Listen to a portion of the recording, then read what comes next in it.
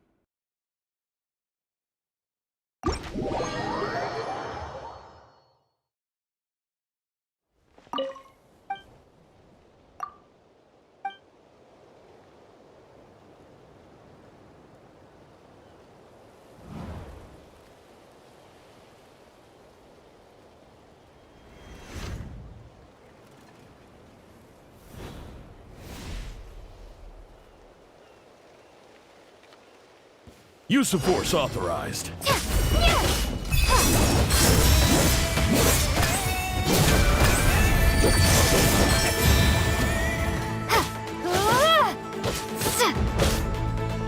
I warn you! It looks like a fool! You don't know what's good for you!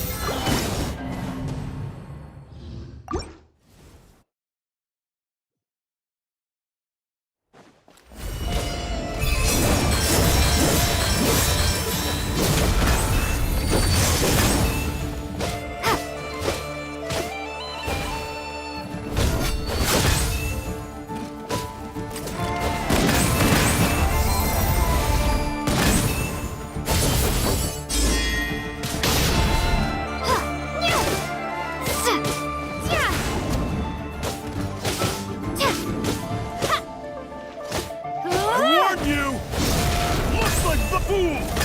You don't know what's good for you!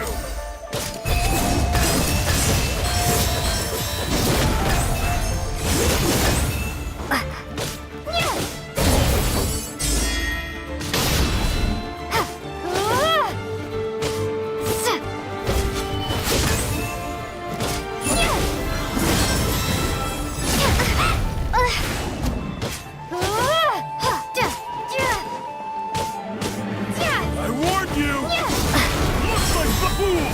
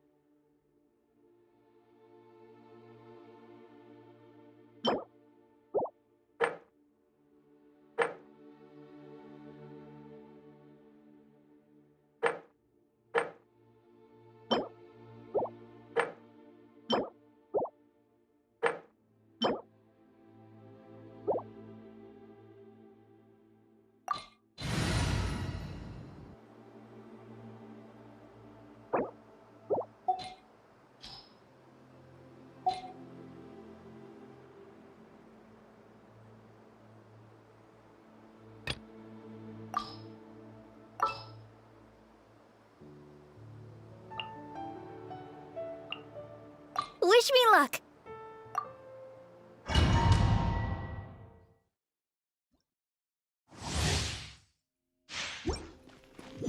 Go, Barbara, go! Here's Becca!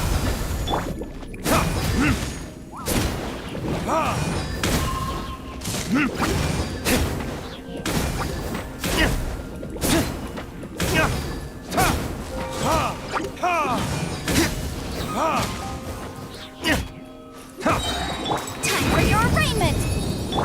Time for retribution!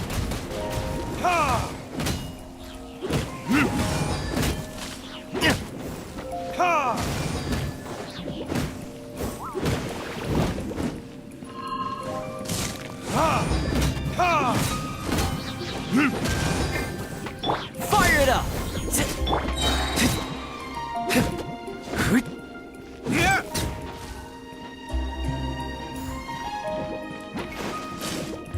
Verdict is...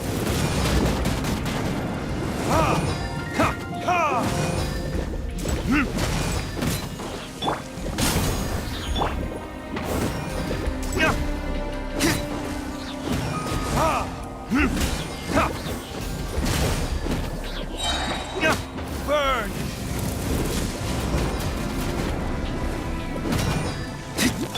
I got you covered!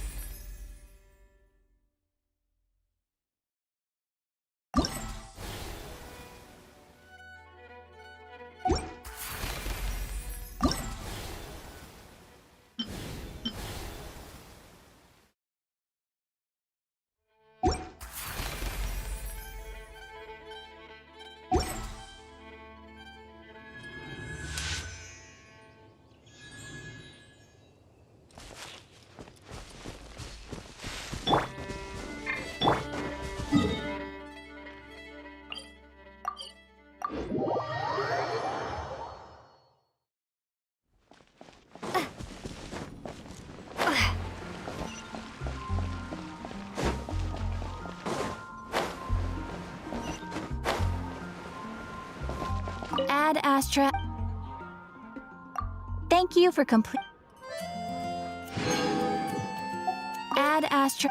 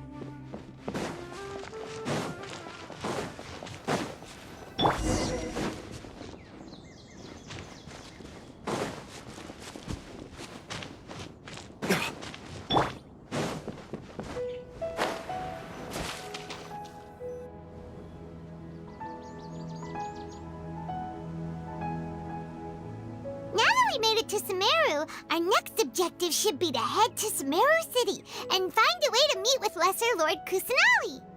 And speaking of Lesser Lord Kusanali, even though we haven't heard too much about her, she doesn't seem to be the same deity who abducted your brother. But even so, people call Sumeru the Nation of Wisdom, you know.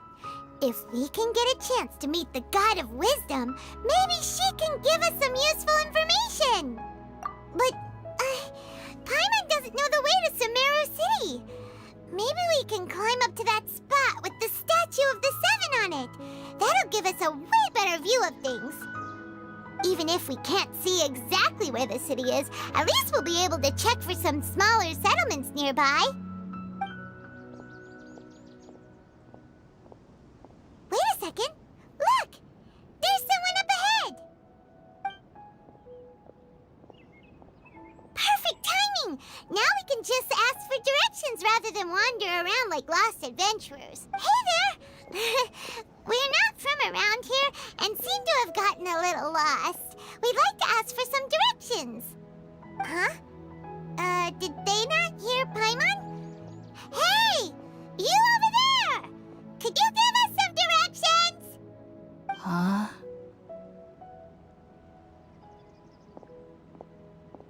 What's going on here? There's no way she could have missed that. Wait! Could she be ignoring us? How dare she? Well, even so, she might be heading someplace where we could find other people to ask. Let's keep our distance and follow her.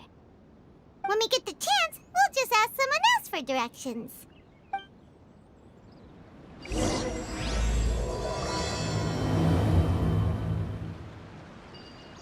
Come on, let's follow her. Just keep quiet. Make sure she doesn't notice us. Huh? She just walked near that small waterfall and then suddenly vanished. Let's go take a closer look.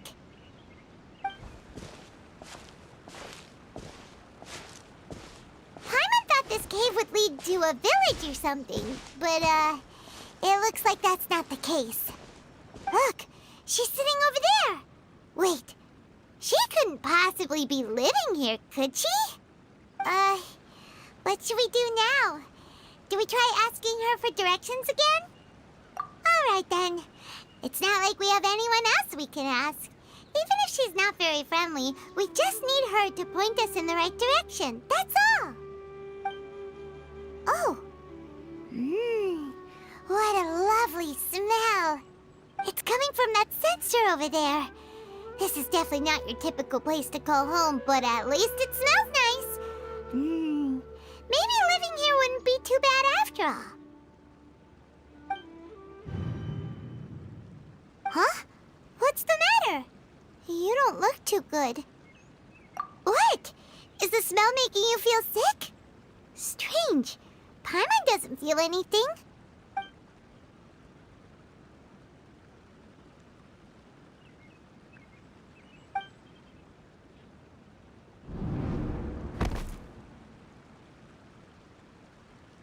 What's happening? Traveler? This is no time for a nap. Oh, come on, wake up.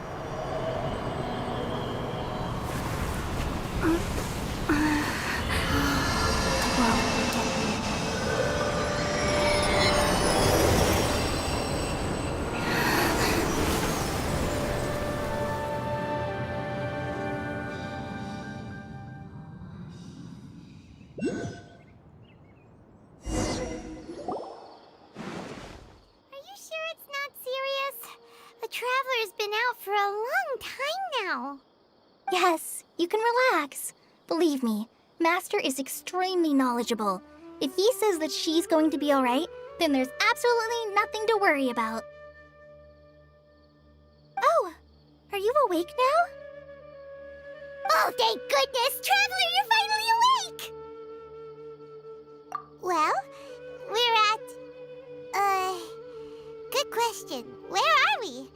Paimon was in such a panic when you passed out that she even forgot to ask what place this is.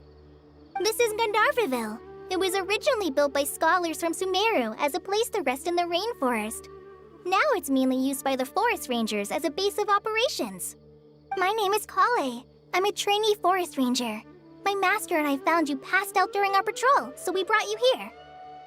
Oh, no things are necessary. I didn't do anything, really. By the way, how are you feeling now? Any discomfort? Oh, that's Master's herbal medicine you're tasting. He gave you some while you were unconscious. Before I forget, Master mentioned you should take more medicine once you wake up.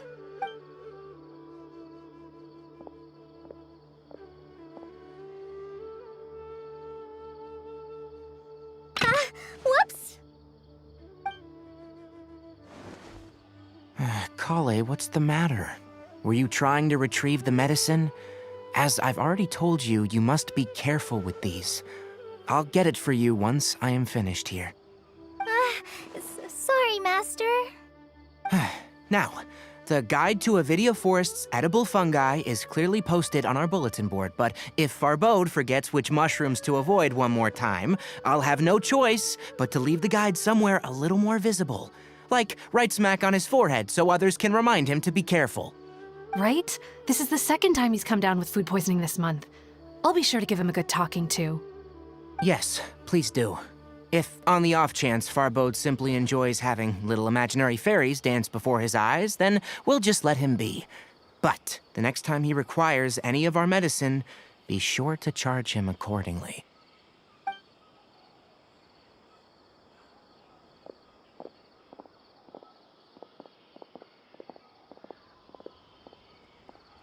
So, how are you doing? Feeling better? Oh, this is my master, Forest Watcher Tainari. He's chief officer over all the rangers here in Gandharvaville. I already informed Paimon about the reason you fell unconscious earlier. But now that you're awake, let me explain it for you as well. It is common practice for Sumeru scholars of certain darshans to dedicate themselves to training in meditation in isolated areas, particularly the nearby forests. While meditating, they use a certain incense known as Spirit Borneal to help calm their minds as they enter a state of deep rumination. In hopes of asking directions, you two followed a scholar named Hypatia into her cave. The incense you smelled inside was the Spirit Borneal I just mentioned. That incense typically has no effect on most people, but for a very select few, it can have profound effects on one's cognition, as you experienced firsthand. Does that make sense? Very good. Now, answer me this. Did you feel anything after passing out? Say, any out-of-body experiences, or did you see anything while unconscious?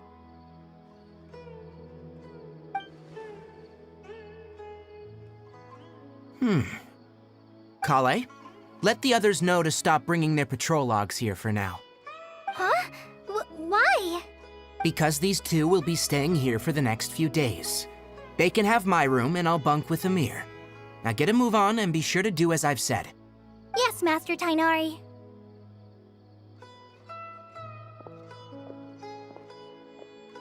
Wait, hold on a second. Can you tell us what's going on? Sure, let me fill you in. I originally planned to send you on your way once you finished your medicine. However, it appears now that you should stay a while longer in Gandharvaville for further observation while you recuperate. Further observation? No need to be hasty. As long as you have the capacity to judge between right and wrong, I promise that you'll understand the gravity of the situation once I explain everything to you. Based on what you saw after smelling the incense and losing consciousness, we can conclude that you experienced a powerful hallucination, which suggests your mental state is not in the best of shape. If you're skeptical, have a whiff of this. Whoa, are you okay? You're experiencing a similar sensation as when you passed out, aren't you? So even though your condition is stable as of now, if I were to haphazardly let you leave, it's highly likely that you'd suddenly pass out again somewhere else. The rainforest is home to many fierce animals and hazardous areas. If something were to happen to you again, I'm afraid you might not be so lucky. For now, I suggest you continue taking your medicine each day and avoid wandering off on your own, at least until you stop having adverse reactions to this kind of smell. Okay? Good. Now, continue resting while I fire up another bowl of medicine for you. Seriously? We just arrived in Sumeru and we're already having problems left and right! Paimon knows we're set on meeting Lesser Lord Kusanali as soon as possible, but you really don't look too good. It'd probably be best to let you recover first. Hey! Are you even listening to Paimon? Paimon's over here worrying about you, you know. What's weird? You mean how you're feeling now?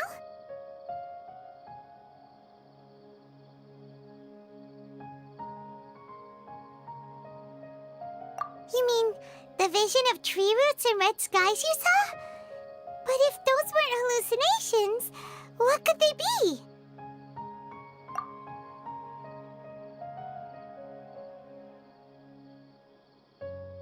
Well, considering how unique you are, Paimon trusts your judgment here. But why didn't you say anything about it to Tainari?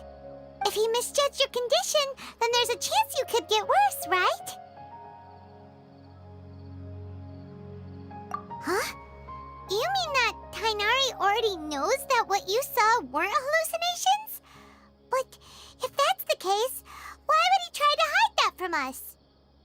Oh, Paimon gets it now. That explains why you were so quiet earlier. Well, that settles it then. We'll stay here to rest up and figure out what's going on with your hallucinations. But it seems like asking Tainari might not be an option anymore. What do you think we should do? Good idea. Kale's pretty friendly. We can ask her tomorrow about what she knows regarding the Dendro Archon and customs in Sumeru.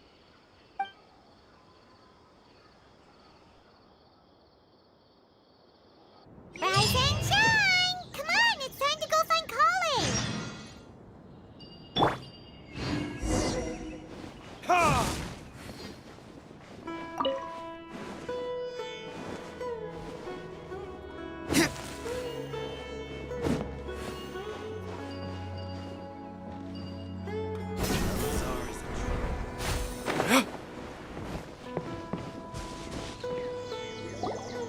All right, next let's see your right hand. Not bad. But please remember that you still need to be careful, understand? Yes, I will. By the way, Master, I still haven't received the patrol route for today. Look, Kale, today's patrol will be a long one, so you won't be coming along this time. Besides, there's a chance we may encounter... well, you understand. But I have a vision too! Am I useless to everyone now? Don't talk like that, Kale. This is not something you need to be worrying about right now. Ah, there you are. Feeling any better? Yeah, since we'll be staying here for now, we thought we might as well try lending a hand around here. Seems you're not the type to sit back and take it easy for a while, huh? In that case, perhaps Kale could take you two for a patrol south of Gandharvaville for the day. And if you're feeling up to it, you can be responsible for cleaning the Statue of the Seven. Tainari, we're ready to head out. Got it! I'll be right there! All right, we'll be heading into the forest now. I'll leave any further details to Kale. Yes, you can count on me. So, Kale, what exactly are we going to be doing today? Tainari mentioned cleaning the statue just now, but, that doesn't really sound like the job for a ranger. Well, a forest ranger's responsibilities can be pretty diverse. They handle a variety of tasks, like checking the condition of outlying roads, maintaining forest facilities, ensuring fire prevention standards are met, and providing assistance to travelers and locals. As for Master, well, he has to handle more dangerous areas of the rainforest. Today we can perform routine checks on the pathway lamps as we make our way to the Statue of the Seven. Paimon, traveler, this way! You can leave the task of checking the lamps to me. In the meantime, you two can keep an eye out for anything unusual.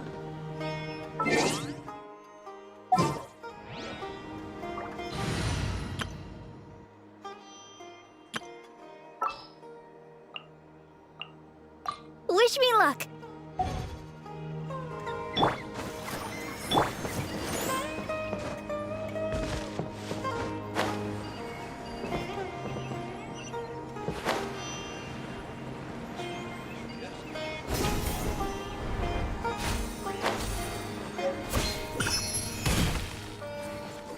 Nothing wrong with these two lamps. Let's move to the next ones.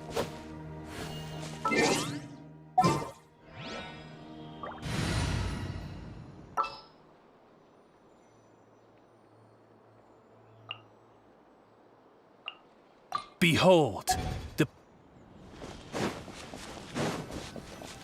Oh, this lamp seems to be getting a little wobbly. Let me make a note of it.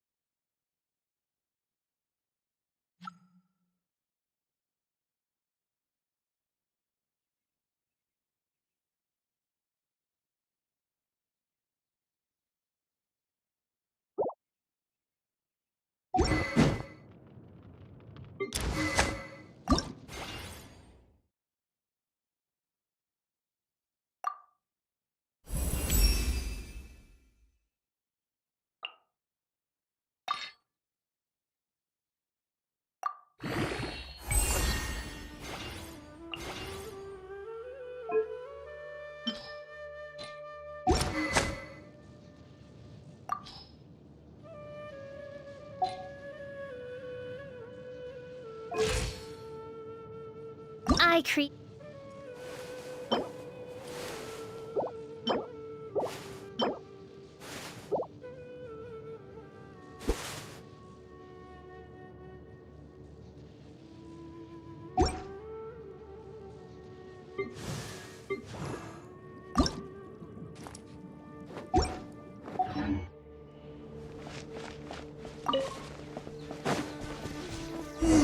No problems with this lamp. Good.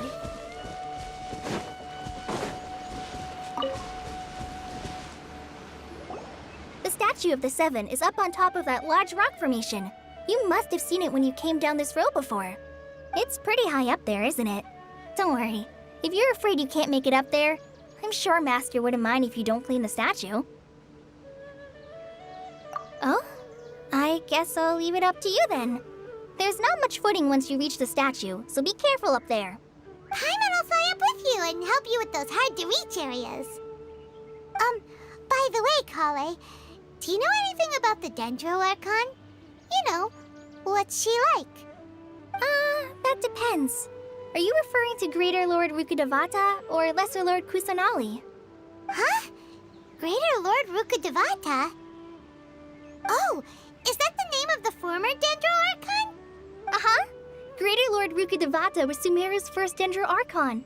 She created the rainforest as well as the wall of Samiel around the desert. Her works provided a means of peaceful living for everyone. To the people of Sumeru, she's not only a symbol of wisdom, but also of power and kindness. Unfortunately, she disappeared in a great calamity that occurred a few hundred years ago. According to what Master has told me, the sages later found the newly born Dendro Archon and whisked her back to Sumeru. To celebrate the reinstatement of their lost deity, the sages dubbed her Lesser Lord Kusanali and let her reside in the sanctuary of Siristana. Uh-huh. Then what happened? Well, and then... I'm not too sure what happened, to be honest. Huh? You're not too sure?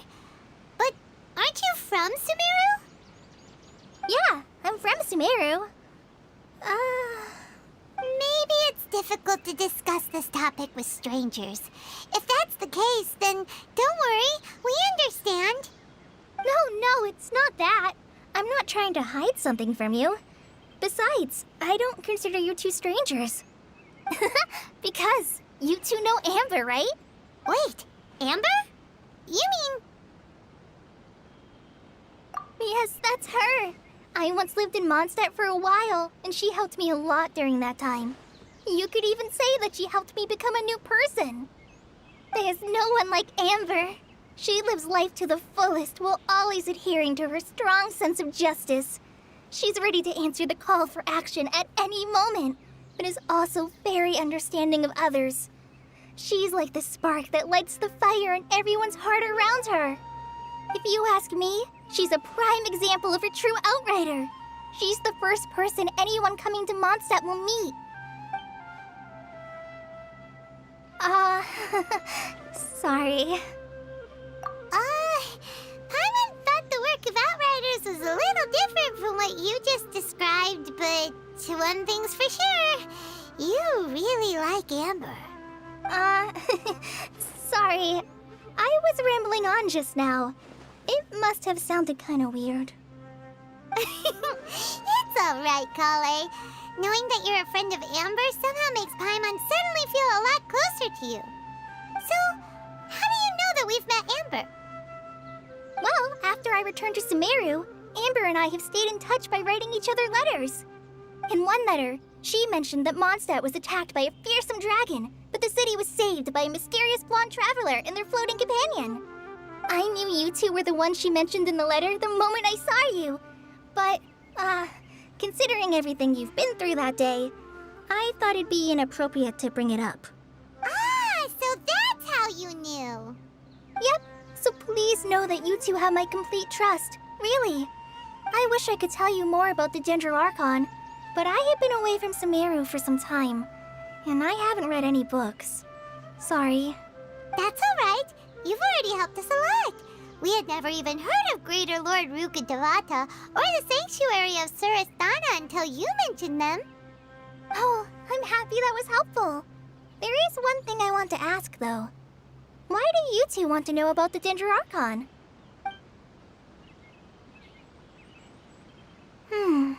So that's why you're here. Thank you for telling me your story. Don't mention it. We are friends after all, right? Alright, we have a statue to clean. You both have my thanks. While you two are up there cleaning, I'll go ahead and inspect the forest canopy. Let's meet back here shortly.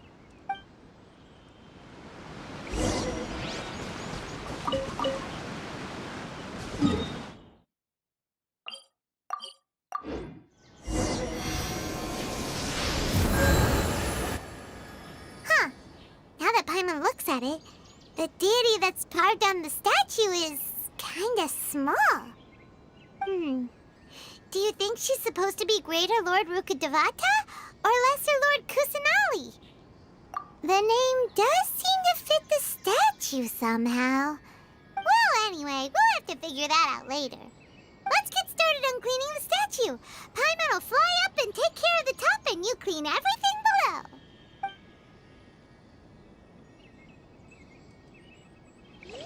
Nice work! That's one clean statue. Let's head down and meet up with Kale.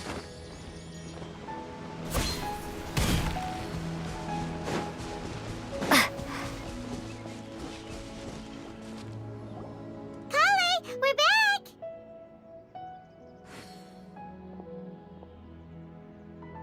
Welcome back! You must be tired after all that climbing. Let's take a little break. I brought some fruit and water for us. Yay, of goodies did you bring? Hey, don't be a party pooper. It's not like Kale is a stranger or anything. Besides, the best way to compliment a chef is to show passion for their food. Xiangling taught Paimon that. I prepared a nice portable dish that forest rangers like to eat called pita pockets. I hope you'll like them. Whoops! No! You dropped it on the ground! Not to worry. I wrapped a few layers of oiled paper around each pita. They should be fine. Oh, whew. Paimon nearly had a heart attack there. Those pitas are amazing! You're quite the cook, Kale.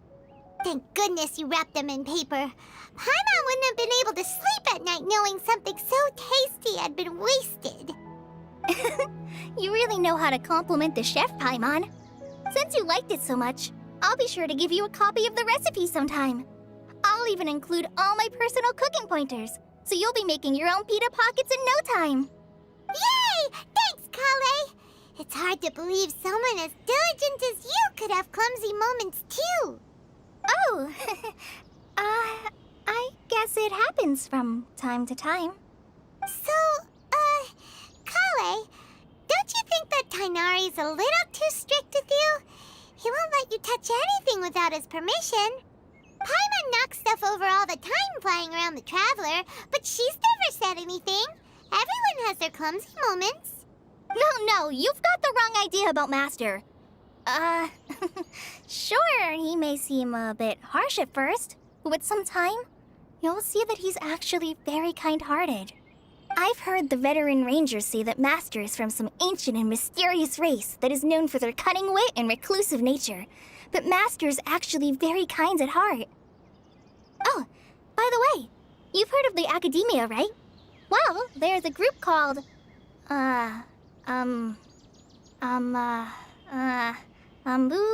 something? Well, anyway, because Master does a lot of research on plants, sages from the Academia have written him many times, inviting him to take up an official position there. But Master declines their offers every time, saying, Sumeru City is too noisy. It'd be bad for my ears. I know, right? I've always wanted to pet them, too. Anyway, Master could have easily left the rainforest to take up a position at the Academia, but he chose to stay here instead as a forest watcher, helping the locals every day and passing on his knowledge to trainees. In fact, Master's the one who taught me how to make pita pockets. Really? Paimon would have never guessed that. Oh, speaking of Tainari, he was the one who took care of you after finding you passed out yesterday. He even carried you all the way here. Paimon's still kinda upset, though. He kept scolding Paimon the entire way here. Oh no, I'm sorry. Master might have been overreacting a little. But, it's mostly because Paimon wouldn't stop yelling, Why, oh why? Is she going to die? It probably started to get under Master's skin after a while. Hey! Don't laugh! Paimon was genuinely concerned about you. Hey! Now even Kale's starting to laugh. Ugh, that's it!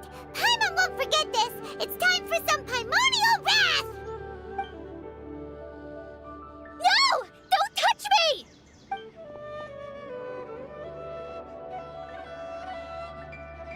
Oh, sorry, Kale. Paimon didn't mean to scare you. No, I just... I didn't mean that. Kale, are you okay? What's the matter? No, I'm fine. I'm sorry. I must have startled you both reacting like that. Oh, well, it's getting late now. Let's hurry back to Gandharville. I think Master and the others should be back by now, too.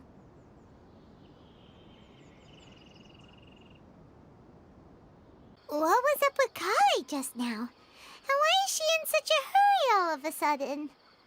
Look, she's practically running back. Paimon can't even see her now.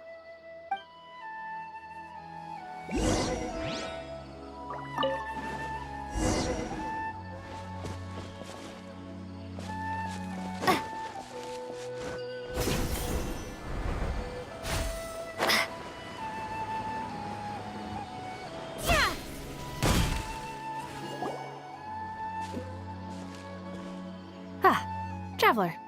You've returned. Yep, we're back. Have you seen Kale by any chance? Oh, Kale? Yes. I saw her go into her room just a moment ago. Oh, okay. Guess we'll just have to wait and talk to her tomorrow then.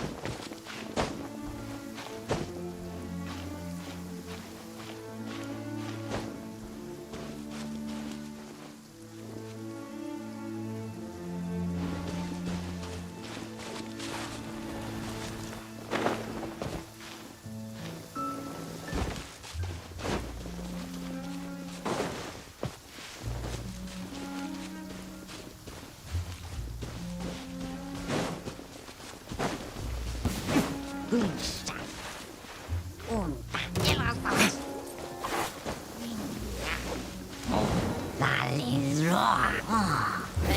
for retribution!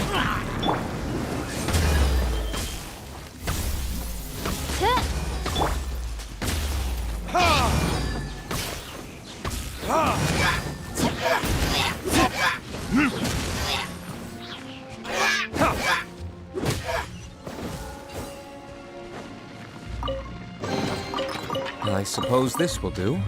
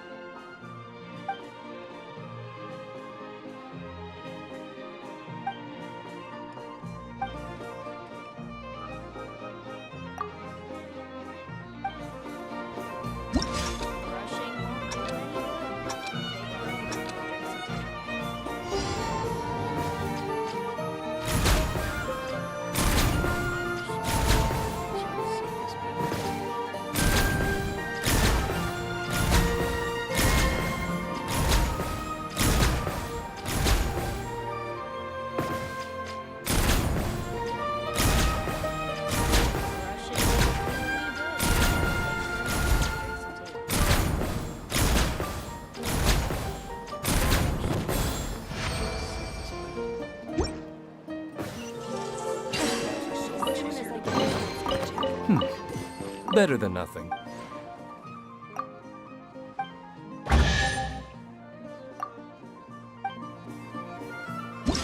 Rushing won't do any good. Take a break. Drink some tea. The safest bet.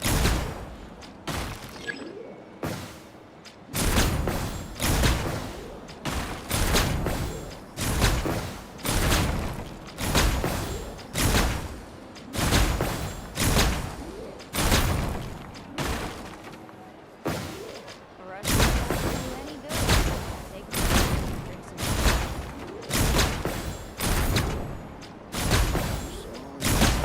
Safest bet.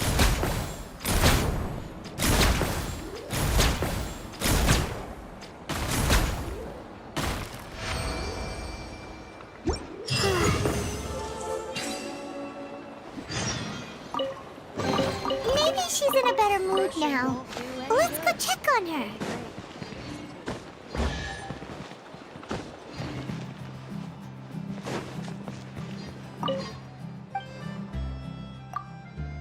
Rushing won't do any good. Take a break. Drink some tea.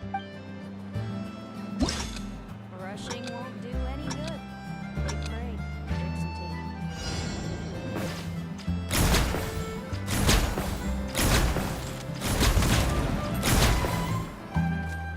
Rushing won't do any good. Take a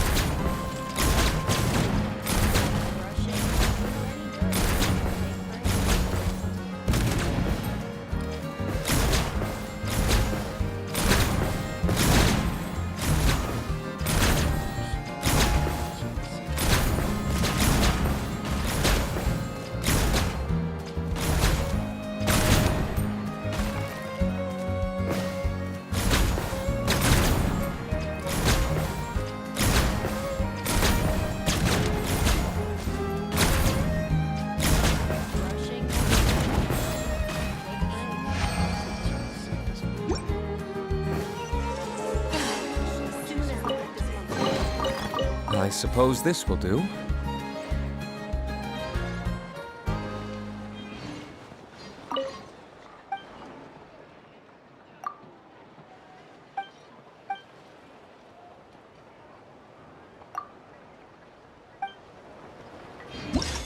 Rushing won't do any good.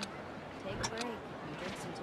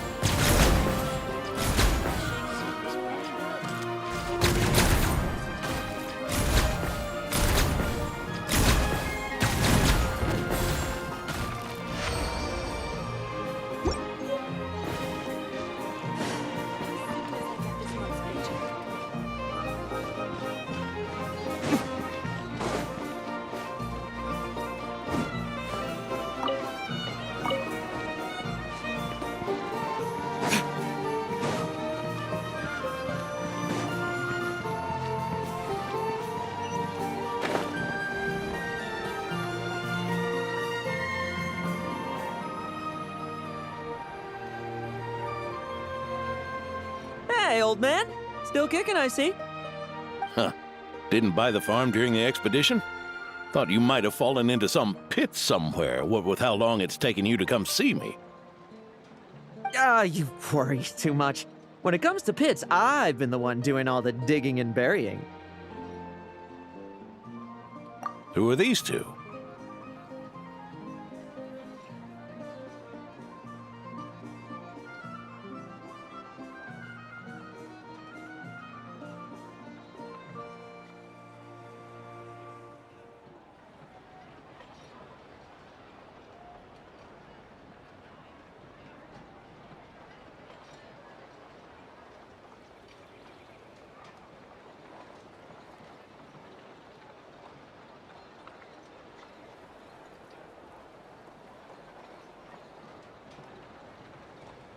My friend, the honorary knight and her guide, Paimon.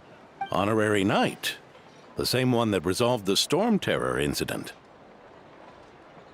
Oh, she didn't just resolve that incident. She helped us complete the expedition. The Wild Hunt, the Doctor, Andreas. She played a part in dealing with all of them. Oh? I've quizzed the knights at Dornman Port about what happened during the expedition. Unfortunately, for some reason, none of them were willing to tell me the whole story. It's almost as if someone told them to avoid me. Lowen, was it your doing? Since we've got a moment, let's have a proper chat. How did this magnificent knight here end up making friends with you? I suppose it's because we both possess a chivalric spirit that shines as bright as Mora. Isn't that right, Paimon? Yeah, just like Mora. I've been keeping my promise to you, you know. For instance, I've been organizing group training sessions with my fellow knights every week to build ironclad trust between friends. Oh, right. The team building I told you about. Great way to foster trust and chemistry. As for this week's training plan... Oh, my stomach! My stomach! What sorcery is this, huh? What do you mean there are no bullets in your gun? Surely the Vice Captain can't take us all out if we swarm him at once. Come on! Let's get him! Real combat's 10 times harder than training, and the enemy's 100 times more cunning than I am. Remember this well. Once you're on the battlefield, the only one you can truly trust is yourself. And so, to ensure the absolute safety of my friends, I went out every night, eliminating potential threats around our stronghold. Vigilance and reconnaissance are indeed things a company captain needs to pay attention to.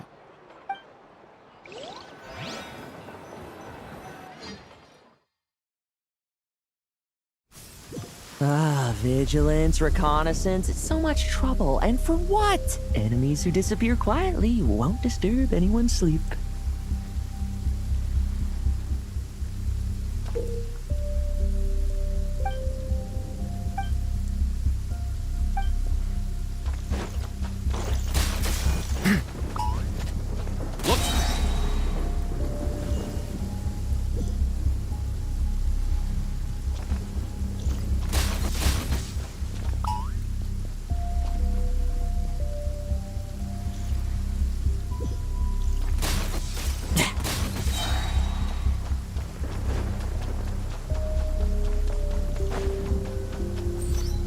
No fairy tale ending for you. Shh. Nighty night.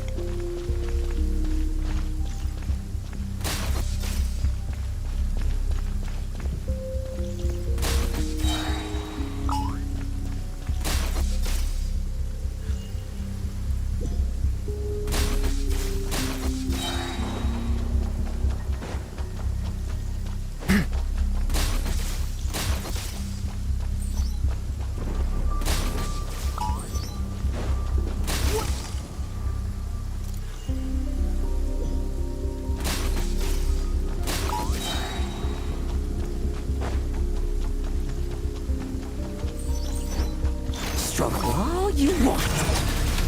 Shh. Nighty night.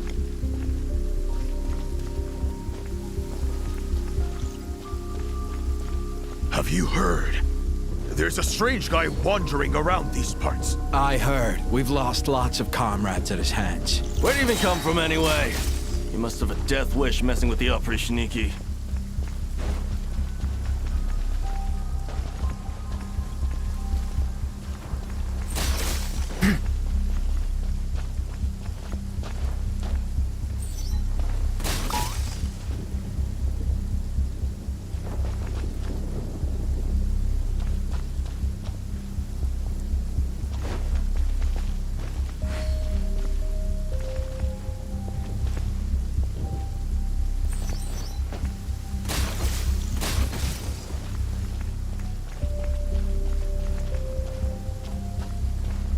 Haven't you smoked that little weasel out yet? Find him! I'm gonna turn him into a popsicle! We're working on it.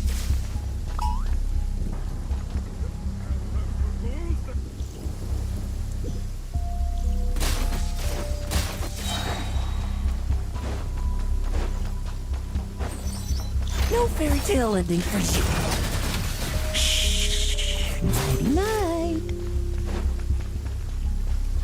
Have you heard? There's a strange guy wandering around these parts. I heard. We've lost lots of comrades at his hands. Where'd he even come from anyway? He must have a death wish messing with the Oprichniki.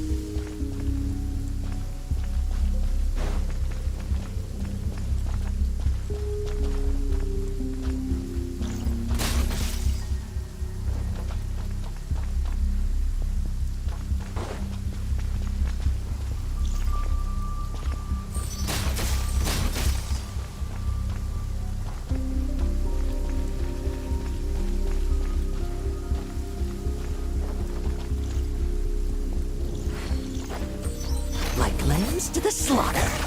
Oh, there. Much quieter.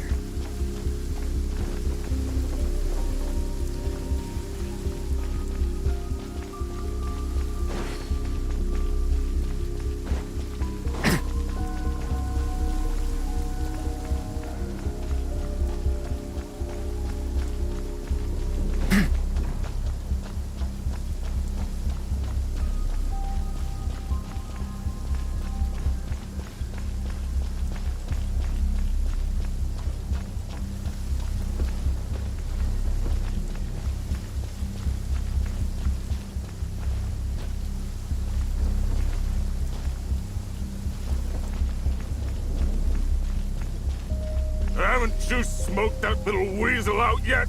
Find him! I'm gonna turn him into a popsicle! We're working.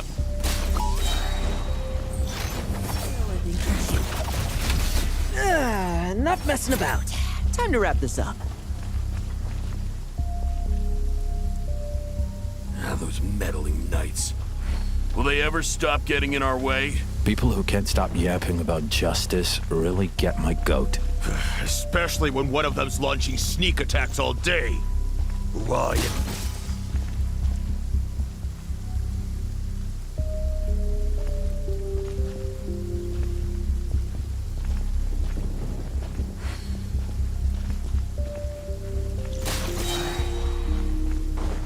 Use the force All authorized. you want.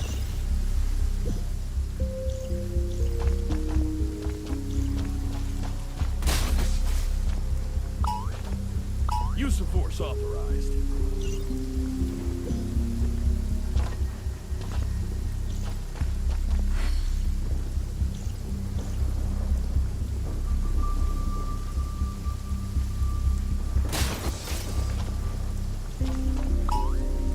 Use the force authorized.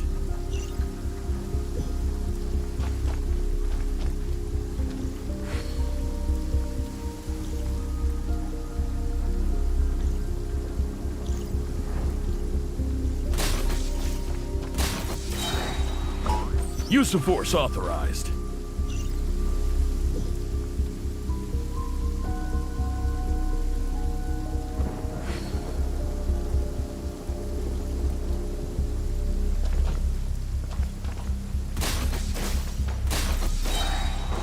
Like lambs to the slaughter.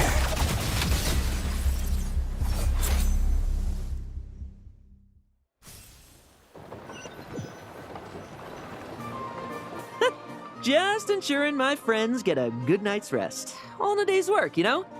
Of course, in order to gather intel for the expeditionary force, I also needed to maintain my connections at all times and communicate earnestly with my friends.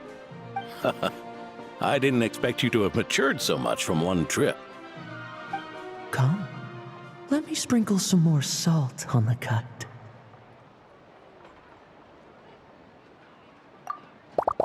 Perhaps another dash of pepper. A sprinkling of spices to finish things off.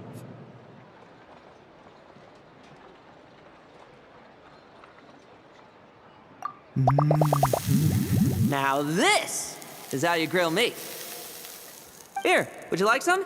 I mean, you've had nothing for nearly 3 days. Or would you like to try something else? Oh. May I take this to mean that we have an agreement? You'll cooperate? Lovely!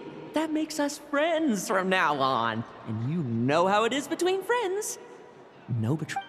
So you two, I didn't lie, did I? And that's the story, old man. Now pass on that benevolent knight title thing and get some well-deserved rest, all right? Hey now, we aren't finished talking yet, are we? Word is that you faced a truly formidable foe while in Nodcry. Someone called the Rahir of Solnari, I believe. Whoa, really? Why haven't we heard you and Varka talk about that? There's nothing to tell. I was with the Grand Master when we ambushed Rerir, but not only was I useless, I even ended up acting as a punching bag. That left me laid up in camp for several days. By the time I could finally get out of bed, I heard the news that you had all joined forces to banish him. Oh, so that's why Paimon didn't see you when we were duking it out with Rerir. It's not like you to miss a fight. Oh, sorry. No need to apologize. You're right. I wasn't strong enough. I was slow, weak, Powerless. Mortal. Lowen! Hey, you! Take him and fall back! Yeah, in the end, we had to use his power against him just to banish him. So, don't worry about it too much. But he was once a mere mortal too, wasn't he? Well, I haven't seen this Rahir of Solnar. Anyway, I've got some important work to attend to. You and your friends can come along if you like, Lowen. Important work? Aren't you already semi-retired? Ha! Just follow me and you'll see. Consider this required reading for any benevolent knight.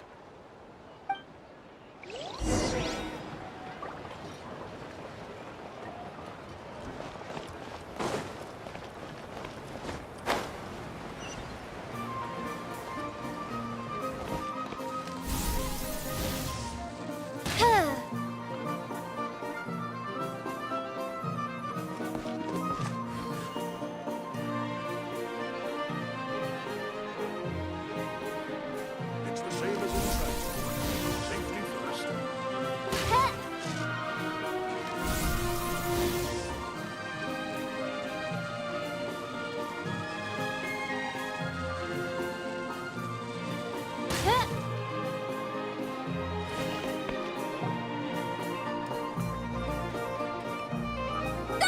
The benevolent knight is here! Grandpa Adorno!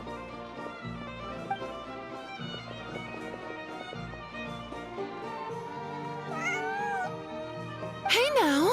No rushing, and no snatching. Easy now. Line up properly. Oh, it's all right. It's all right. They're just kids. A little excitement is a good thing. Here you go, today's candy.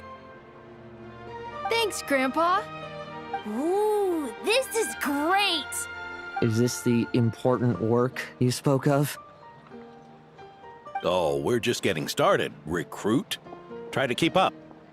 Understood, Captain.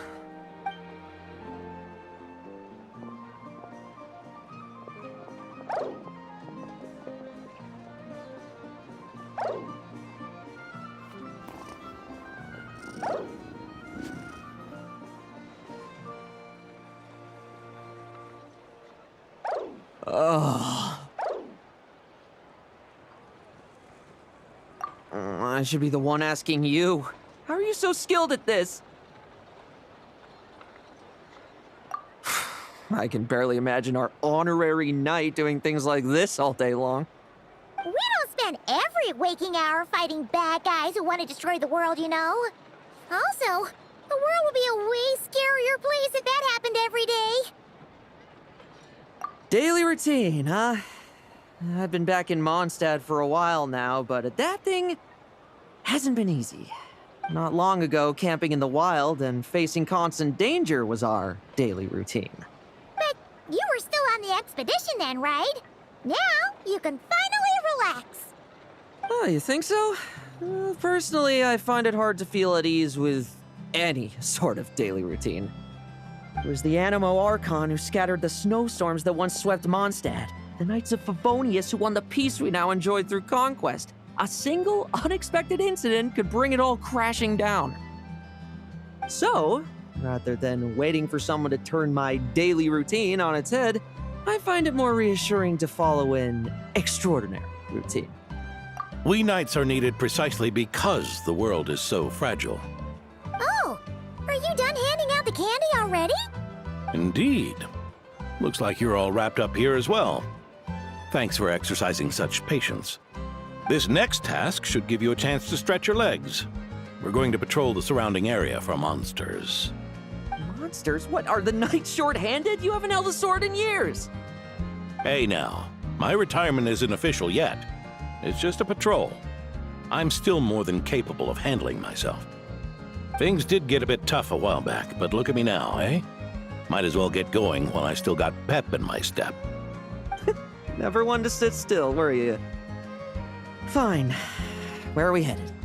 We've had strange monsters show up around the outskirts. No one's gotten hurt yet, but you can never be too careful. Usually I just patrol the area for any approaching monsters, but this time I've got you for backup.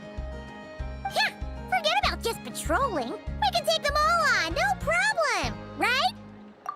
Sure, let's go. Huh? That's weird. Paimon thought he'd be more excited. Well, why not? Oh, Paimon doesn't get him at all.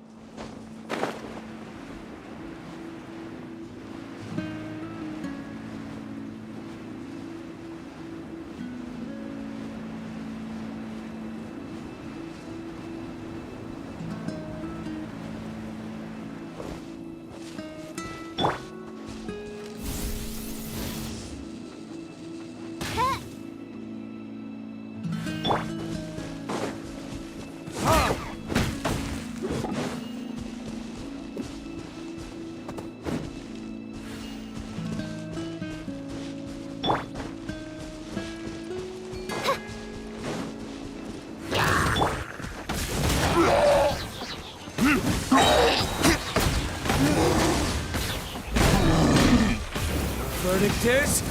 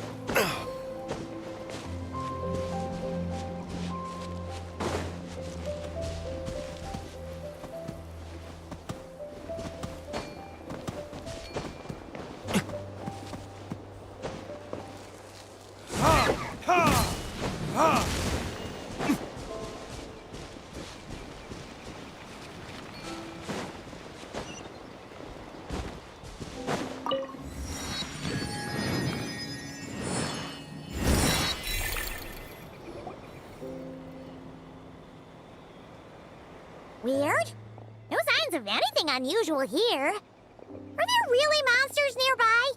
If you're looking for the ones that have been behaving strangely, I fear you're here too late. It seems someone beat the Knights of Favonius to the punch and took care of them already. D-Luke? What are you doing here? Long time no see, Mr. Adorno. You too, traveler. Paimon. Lowen. Were the monsters here wiped out by a certain Dark Knight hero by any chance? No. I'm not personally familiar with this Dark Knight hero you speak of. But based on the rumors I've heard, the traces left on this battlefield don't match his style. Now this looks more like someone obtained advance intel on the monsters and came to clean up. Not even a single scrap remains. Oh? So it would appear you're here to investigate, Master D-Luke. That's odd. Why would the boss of the Dawn Winery be interested in monsters? Dawn Winery's caravans pass through Dornman Port. The rumors left me ill at ease, so I decided to see for myself. As for the Knights of Favonius, are they still understaffed, even with the expedition's return? Ha. Strict as ever, I see. I took this patrol up myself. Gotta keep moving while I still can. I've been living this life for decades. Can't just sit idle, you know? Thank you for your hard work, venerable benevolent knight. Wait, what? Not even Varka gets that much respect from D-Luke. I'd say that's Varka's problem. Eric only got away with causing that uproar by taking advantage of the Grandmaster's absence. If he and the Alder Knight had been here, they never would have allowed Krepus's heroism in driving off the dragon to go unrecognized. And we old codgers back in Mondstadt wouldn't have been the only ones left to stand up for your father. But they weren't there, were they? Let's cut the small talk. Since there are no clues here, I have no reason to stay. Goodbye, and take care, benevolent knight.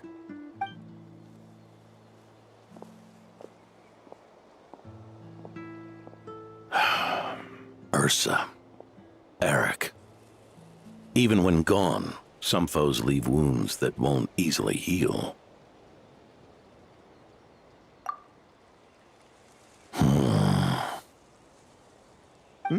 Oh, need me to explain? Sure. Ursa was a wicked dragon who could really take a beating, and Eric was an inspector who could have really used one. Allow me instead. Ursa the Drake was a dragon who first appeared in Mondstadt 1,000 years ago, bringing calamity with its immense might. After the Knights of Favonius were founded, our first Grand Master, Vanessa, sealed it away with the Animo Archon's help. After that, the dragon sank into slumber. However, just a decade ago, it appeared in Mondstadt once again. With the Grand Master away, its timing could not have been worse. Not only that, it would lie low when the Knights of Favonius mobilized to attack, only to suddenly re-emerge when they were resting. Such perfect timing! In the end, it was also perfect timing that the Fatui Harbinger who exterminated it just so happened to be passing through. That's right, your old friend, the Doctor. Or would it be more accurate to say one of his segments? So, Ursa the Drake waking up. It was all part of some plot by that segment? Not entirely. Even a Fatui Harbinger would have struggled to stir up such a storm in Mondstadt all by themselves. Indeed, there was one other person who, seduced by transcendent power, secretly colluded with the Doctor. He was the then Inspector of the Knights of Favonius, and the greatest traitor to the Knights in 100 years. Eric. When D-Luke had just come of age, Ursa attacked a trade caravan from the Dawn Winery. It should have been nothing more than a common raid, a tactic they commonly use to incite fear. But the swaggering dragon was driven back by a mere merchant, D-Luke's father, Krepus, who paid the ultimate price. News of this defeat did not favor Eric's plan to seize power through terror, so he suppressed the truth, claiming he was doing so to maintain the honor of the Knights. If only I had discovered a moment sooner that he and the doctor were working hand in glove. Perhaps I could have stopped everything that followed. That's not your burden to shoulder alone. Eric hid his true colors well. Up until the incident with Ursa, even his victims had no idea who was responsible for their suffering.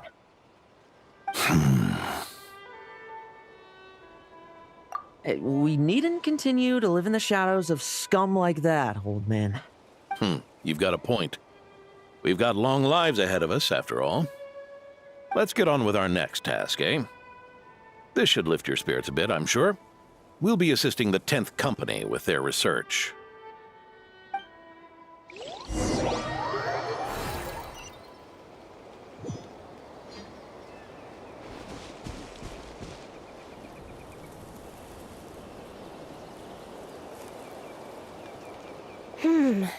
It's as we thought.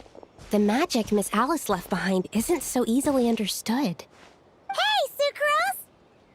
Huh? Is this? Ah, Traveler. Are you here to assist with the development tests for the simulation training bubble Type 02?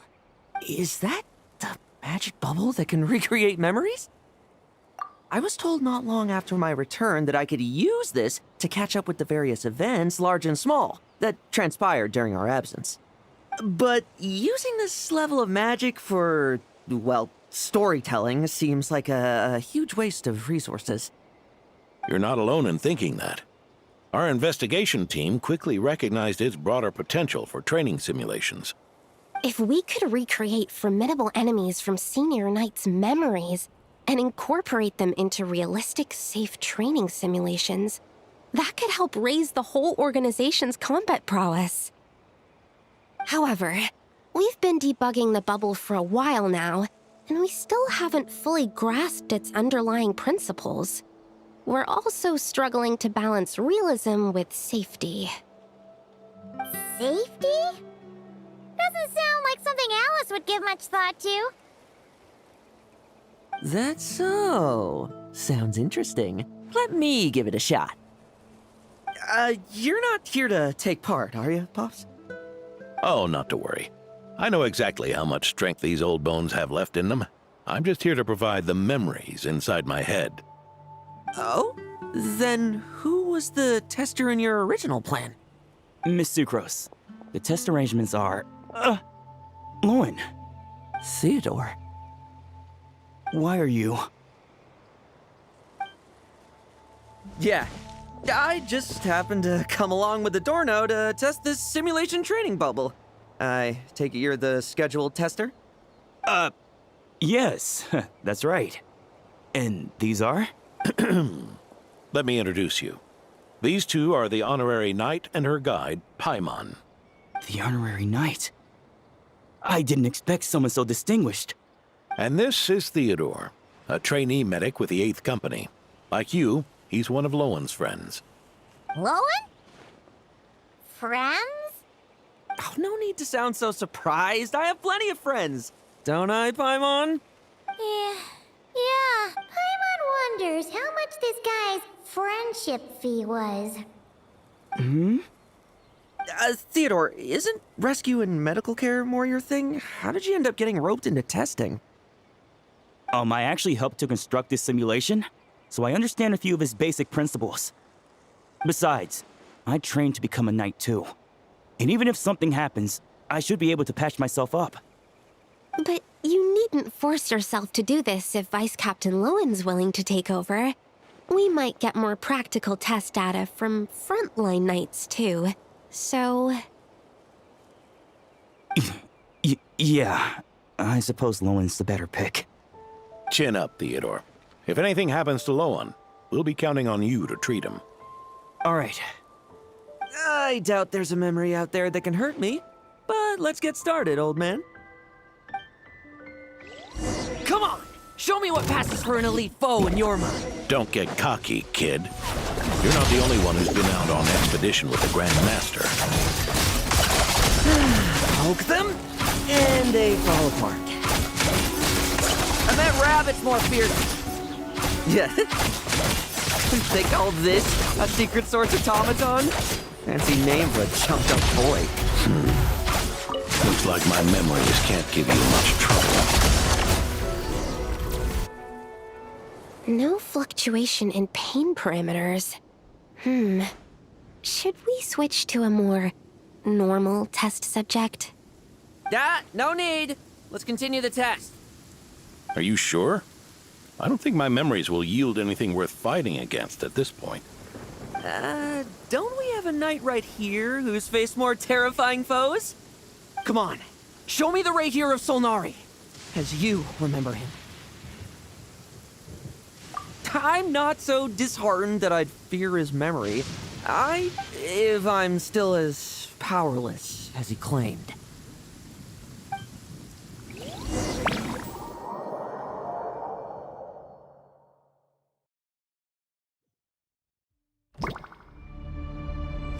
careful! Test commence!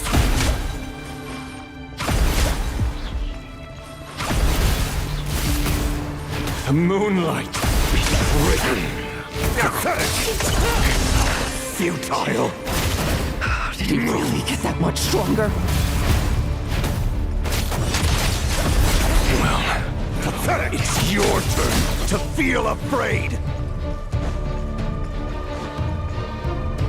These are just memories!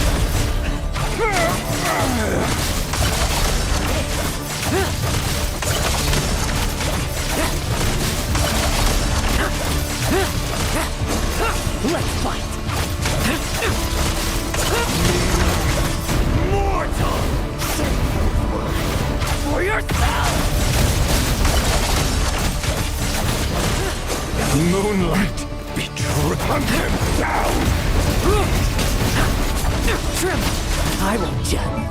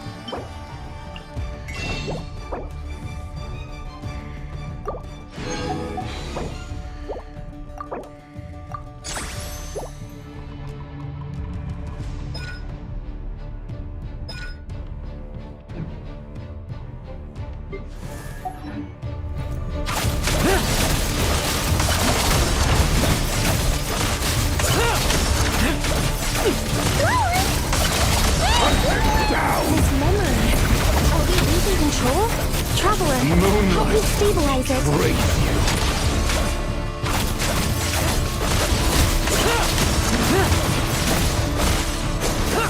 Bet you weren't ready for this.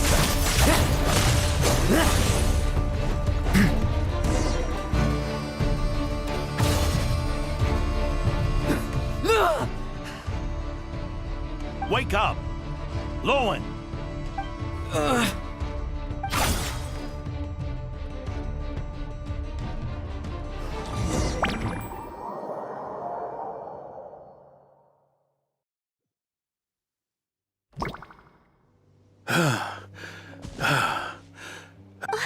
Mr. Adorno, are you... I'm fine. Just threw my back out. Gotta take a break, that's all. But Lowen... wound up hurting yourself from trying to hold back that final blow, didn't you? Theodore, go get him checked over. Last thing we want is to miss a serious injury. All right. Lowen, come with me.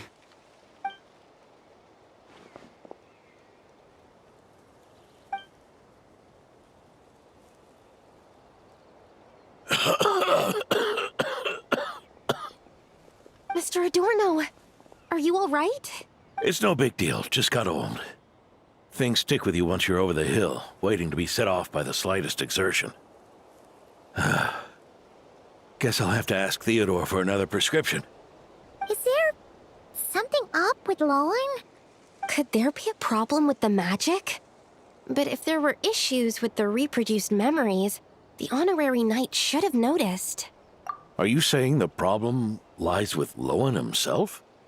Did the battle with the Rahir of Solnari set him off again? Lowen's pursuit of power began long ago.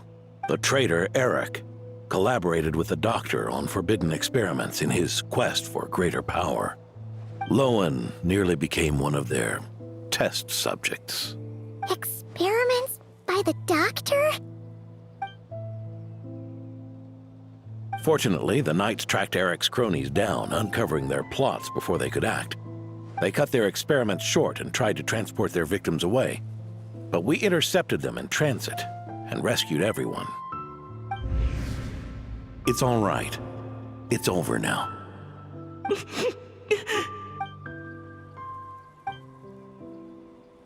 I heard about that. That was the incident that saw you gain the title of Benevolent Knight, right? I'd never have guessed that Vice Captain Lowen was involved. I never deserved that title. We saved the kidnapped children, yes, but I failed to root Eric out. I couldn't find their experiment site, nor could I help Lowen fully shake off the trauma of that incident. He's always believed he needs power to stay free from others' control. I'd hoped the expedition might change his perspective, but... So that's what happened. It's tough having to act the part of a friend with someone like him, huh? Yeah. Wait. I may be getting old, but my eyes haven't failed me yet.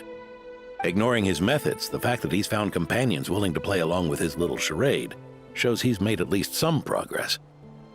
Even if you're just acting, maybe learning from you will finally help him figure it out. There's something I'm concerned about. Honorary Knight, would you mind taking a look at this?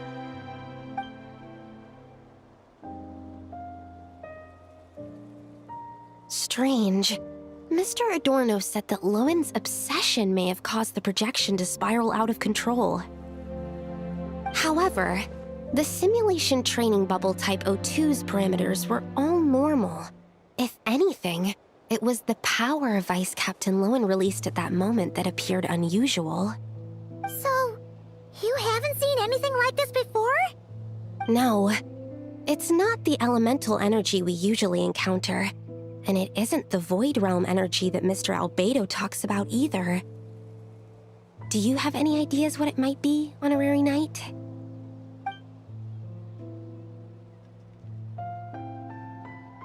So, you think there's something up with Lowen? He's not messing about with something dangerous, is he? That's not what I meant. I'm just reporting my findings. We shouldn't accuse our companions of anything untoward. Not without evidence. You have a point. We've just run into this sort of thing way too many times. Can't be too careful. Why did you come here today? We clearly agreed. Farka's orders. Not my decision. Even so, that was way too careless of you. Using so much power. What if we're exposed? Then we'll just have to accelerate our experiments before that happens.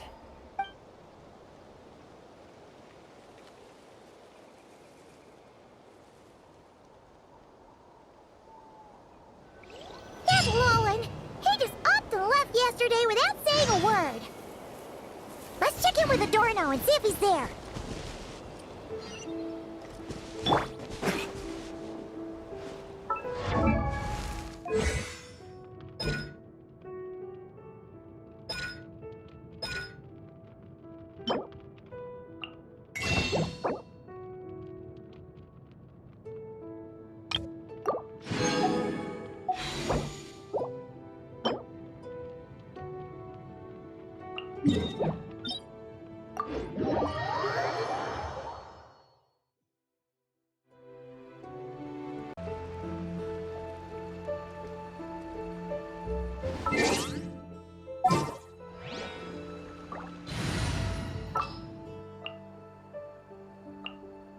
I guess the housework can wait.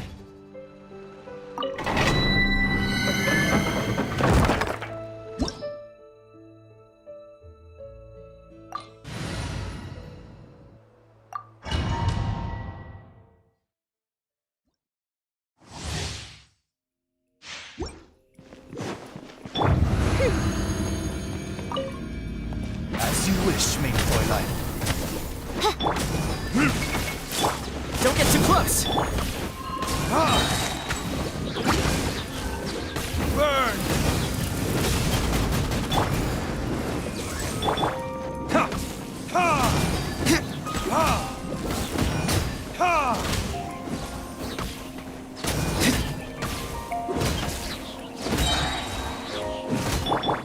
Fire it up! Ha! Ha!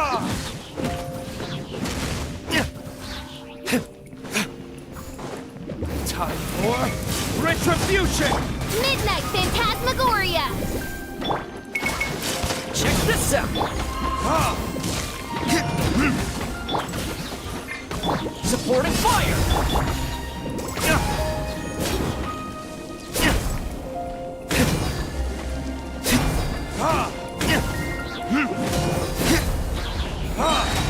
Burn!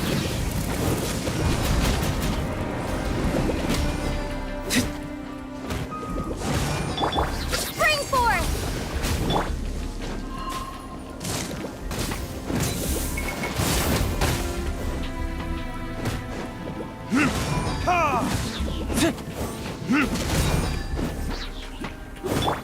By royal decree. Verdict is... Ha!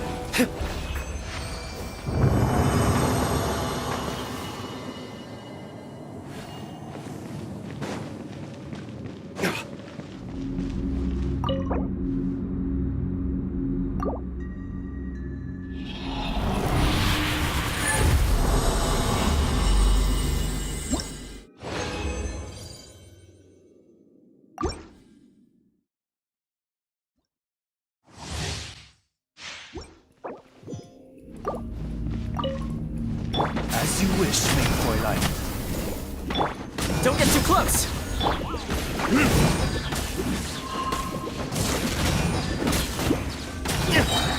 Ha! Burn! Ha!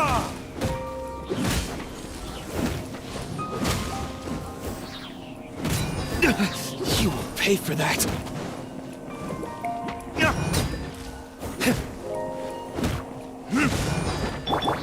Fire it up! I got you covered! Time for retribution!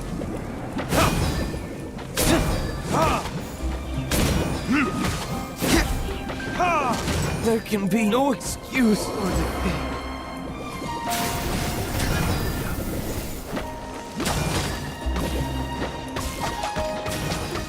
Check this out!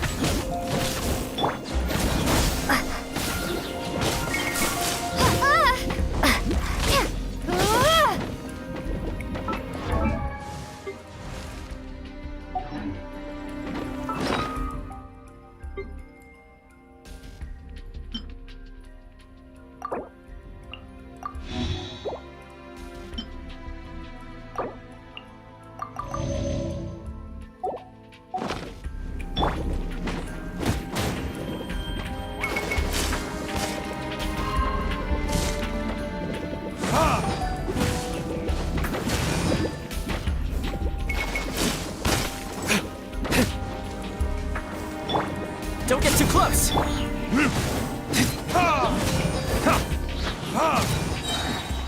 Burn!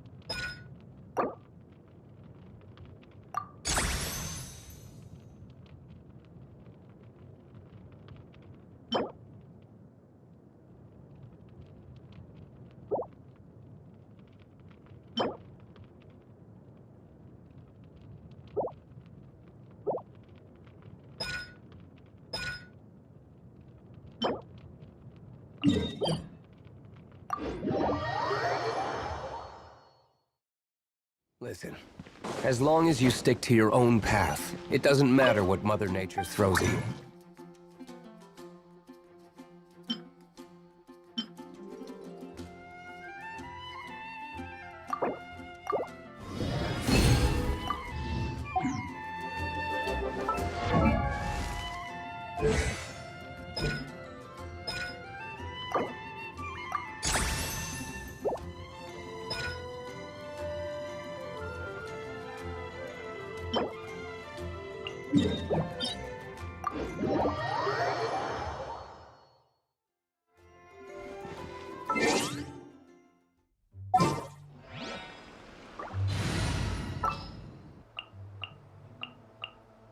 This is how it must be.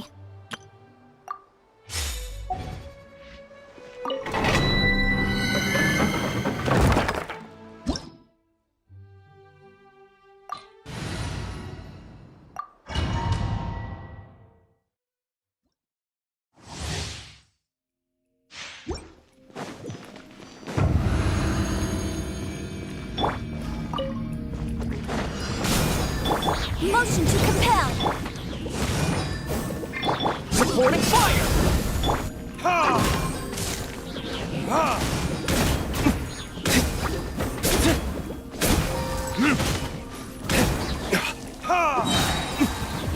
Verdict is...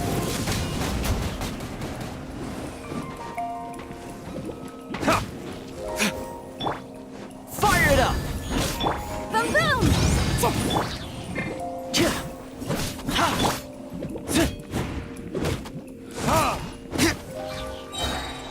Time for retribution! Inadmissible evidence! Huh. Check this out!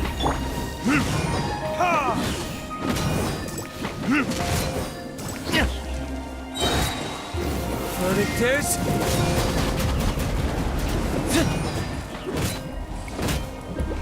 Ha! Ha! Ha!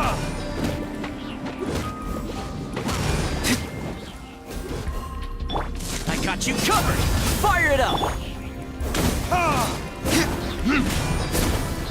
Ha!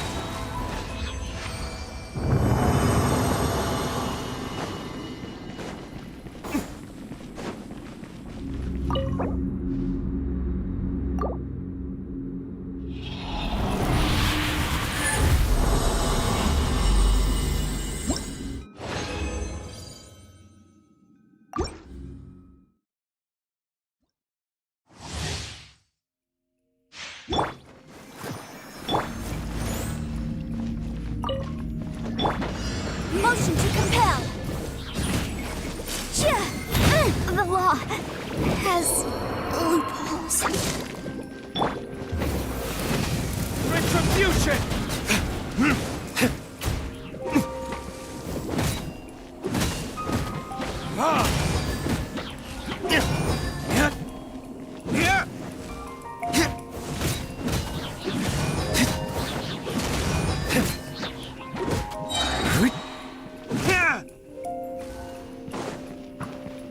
Burn!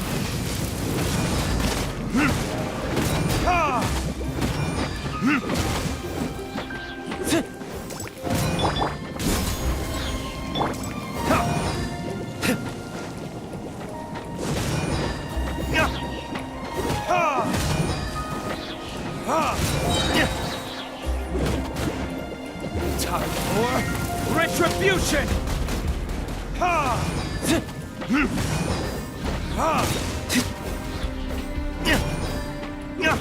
Don't get too close!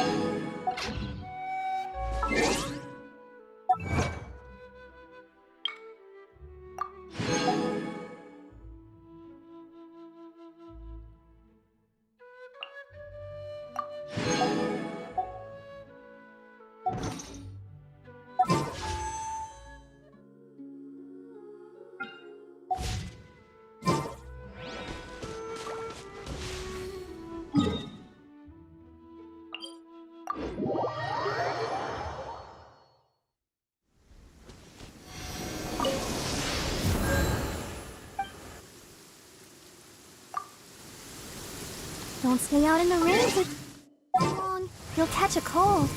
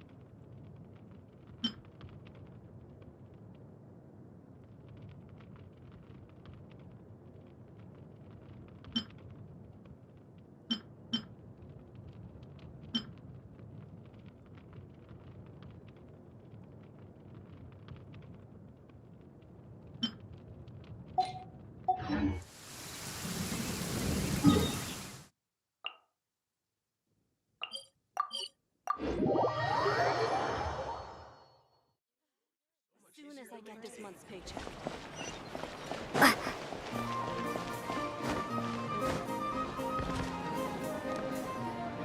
Hey, Grandpa Adorno! Oh, little Paimon and the honorary knight. Right as rain. I wasn't really injured yesterday. Theodore had a look at me, and frankly, I'm feeling better than ever. I've his treatment to thank for my continued vigor. Without his help, they'd probably have buried me years ago. Theodore? You mean the apprentice medic from the 8th Company? He didn't look all that skilled to Paimon. He once aspired to be a knight fighting on the front lines, but perhaps the physician's path suits him better. Anyway, enough about that for now. Did you guys come here looking for Lowen? Yeah! He disappeared after trying the simulation training bubble yesterday. We can't find him anywhere. Yeah, he left a note this morning. Said he wanted to apologize for what happened yesterday. He confessed that yesterday was all just an act, and that he couldn't stand this bone-dry daily routine. So, to make up for it, I'll wipe out every last one of those annoying monsters. That's how he apologizes? Huh. Totally his style. Ordinary monsters pose no threat to him. What worries me is that something like what happened yesterday might happen again. If you could keep an eye on him, that would certainly put me at ease.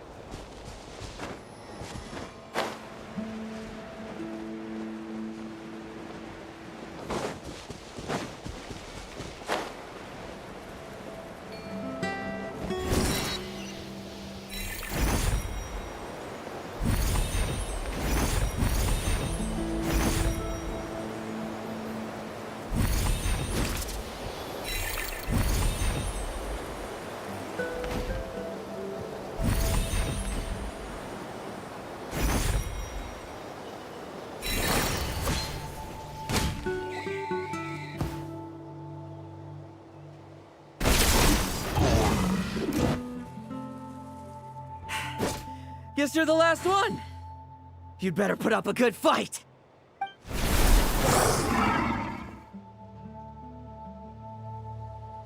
Hmm? Who's there? It ran away. I never thought a winery owner would care so much about hunting monsters. Or could it be you're after something else? And what about you? Are monsters all you aim to eradicate? Given how the previous scene was so clean that nothing was left behind. Oh? First I've heard of it. In that case, why don't we examine the monsters here? Perhaps we'll discover what it is about them that's attracting so much attention. Forget it. I'll go after the one that got away. Investigations and the like aren't really my style. See you around, D-Luke.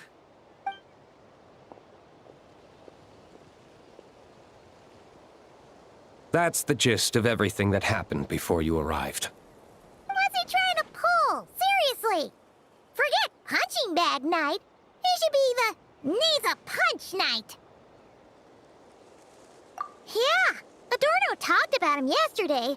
Sounded like they're kind of weird, but they haven't hurt anyone yet? Which is partly down to someone secretly eliminating them. And partly down to them preferring to attack their own kind whenever hunger strikes. Yes, eyewitness reports are scarce, so we can't be certain. But the monster remains here do show signs that they've been fighting each other. Forming packs, yet killing each other. It's not the behavior of naturally occurring monsters. Huh? But if these monsters will attack each other, can't we just wait for them to wipe themselves out? Why be so vigilant? Because such beasts bearing Ursa's flesh have appeared before. And not just once, either. Vorka! Well, this is a coincidence. Honorary Knight, Paimon, and you too, D-Luke. So, the Knights of Favonius are not entirely ignorant of this anomaly. Yes. The tragedy Eric wrought cannot and will not be allowed to happen again. Did you just say Ursa's flesh? Is this somehow related to that Eric guy? In his pursuit of transcendent power, he once conspired with one of Dottores' segments to extract a serum containing the power of Ursa the Drake from the dragon's flesh. When the reckoning with the Knights came, he and his cohorts all injected themselves with that serum, causing us quite a bit of trouble. Their strength and bloodthirst increased in equal measure, and consumed by madness, they even attacked each other. Ironically, Eric ultimately failed to control that power. Not only did he turn his sword against his followers, but he went to his own demise in the process. Ursa the Drake? What exactly is it? How could it have such terrifying power? That's right. Then why did they only seal it away? Was even the founding Grand Master unable to kill it? No. It was spared because Ursa the Drake was once an angel. What? I've heard that long ago, the angelic race was faced with a difficult choice, and Ursa chose to preserve its power. Having lost its mind and retaining only power, this angel remained drawn to human settlements, not realizing that its proximity alone would destroy many. Is that why Vanessa decided to seal it away back then? Yes, but it was awakened by the Doctor's inducement, which was an oversight on the Knight's part. I won't deny that. Rather than assigning blame for the past, we would be better served by rooting out the present threat. But Ursa's flesh and blood, why would it reappear within these monsters? Eric was, admittedly, once a knight in whom we placed much of our hopes. As such, he knows our methods well. Before he met his end, he destroyed all records regarding his experiment site.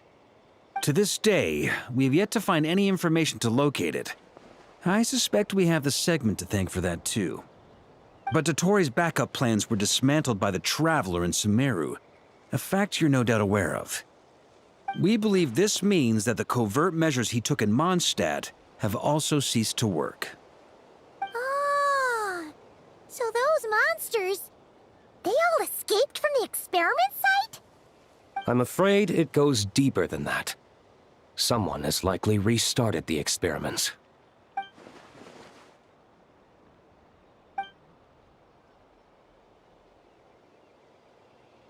You noticed it too, then, during the commotion yesterday.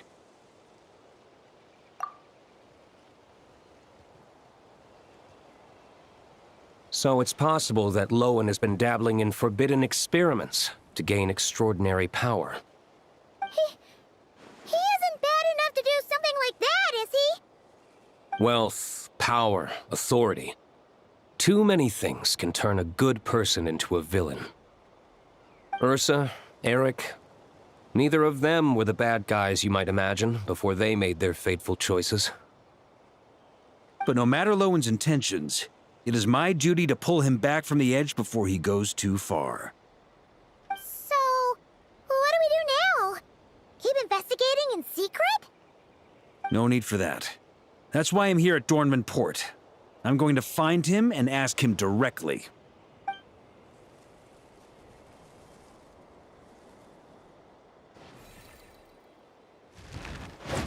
Oh, slippery little rat. Pretty good at running away, aren't you? Now, where will you go from here? Hey, Lowen! Now's not the time to be cleaning up test subjects. The Knights are making their move. Lots of unfamiliar Knights showed up in Dorman Port today. Did yesterday's test expose us? Or did they capture an experiment subject? Could they have discovered? It was only a matter of time. I'd say we were lucky to have lasted this long. Steadfast allies make redoubtable opponents, as they say. What do we do now, then? Find a place to lie low? That would make reaching our objective even harder. That you were able to come here freely means the Knights haven't verified their suspicions just yet. We have to go all in while we still have the chance. Do it now. Use me as a test subject. Now? But those problems we were having before, we still haven't. Why are you hesitating? I told you, we're not the same, you and I. I'm doing this for myself. Extraordinary power comes with extraordinary risks. I figured that out a long time ago. But... do it, now! Or have you forgotten your goal?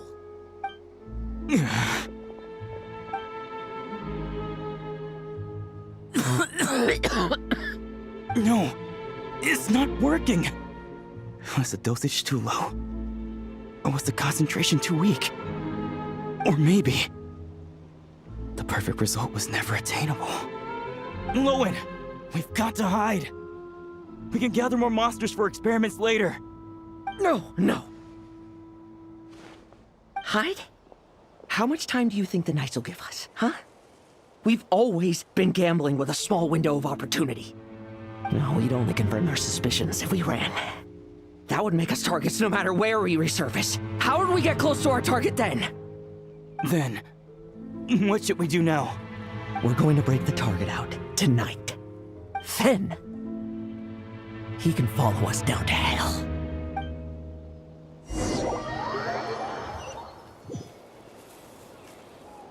As expected, the Knights of Favonius are acting swiftly. There's a crowd gathering up ahead. Something about this feels wrong. That's... Torno! Ha! I finally found you.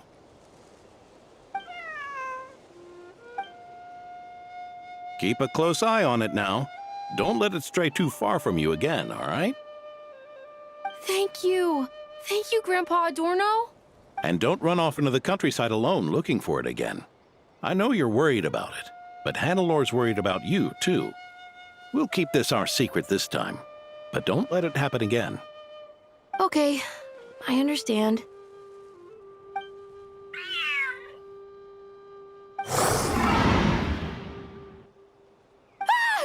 A monster!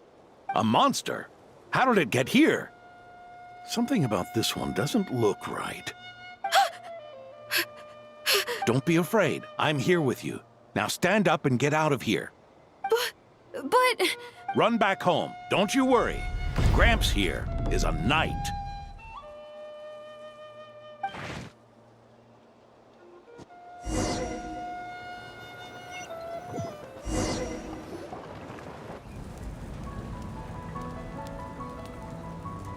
The knights who arrived later defeated the monster.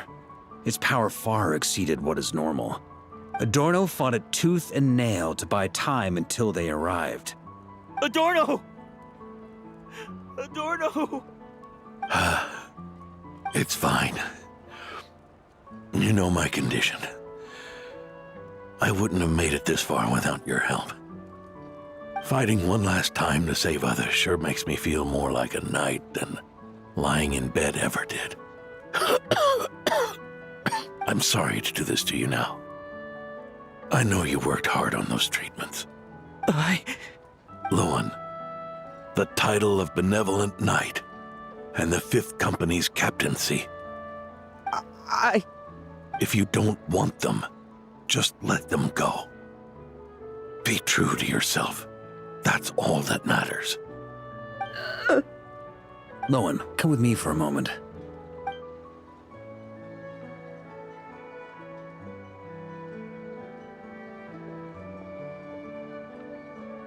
The investigative team's analysis shows that the monster that attacked Adorno bears Ursa's mark. Do you still intend to remain silent now that things have got this far? This isn't an interrogation. You can remain silent if you wish, but I hope you'll choose to come clean.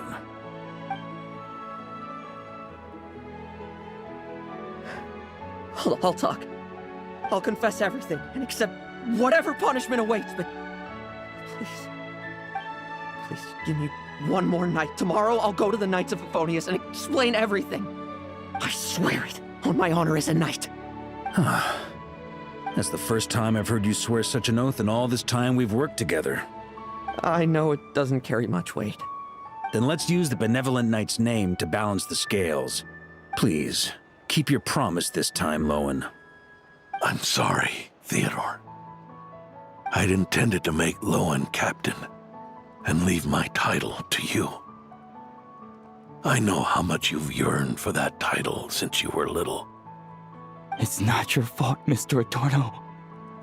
I don't possess the talent that helped Owen pass the knight's exam so easily.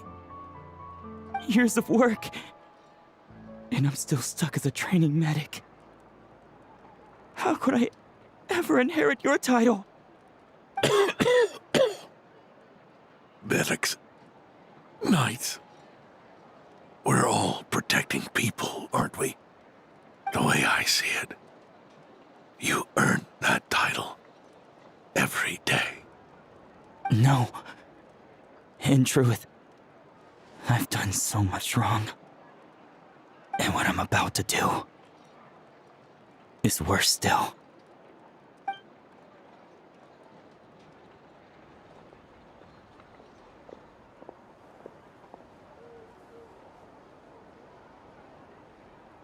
So you agreed to his request? Just like that? What else should I have done? Ask him to submit a report for my approval? Please, spare us both. I know how much Adorno means to him, so I trust the weight of his vow. There once was a man who made many promises to my father in the name of chivalry. Yet in the end, he betrayed their friendship. Warped obsessions and the passage of time can turn friends into foes as easily as the wind changes its course. Quoting Crepus, are we? That really takes me back. Did you guys all know each other back in the day? Once, there were 3 spirited young men who imagined their futures together. One was a rich young master. He dreamed of becoming a knight, but ended up inheriting the family winery. Next came the hot-headed rule breaker, who ended up leading the Knights of Favonius.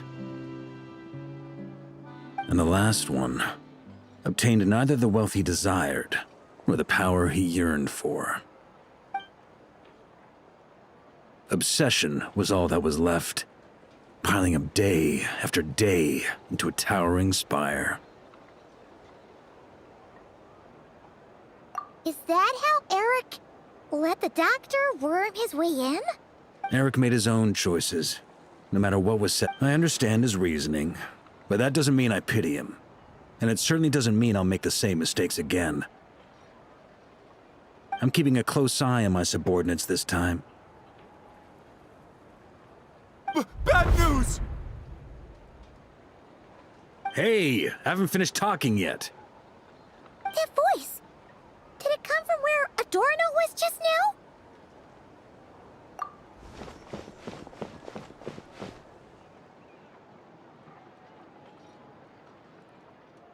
Leedsburg, what's going on here?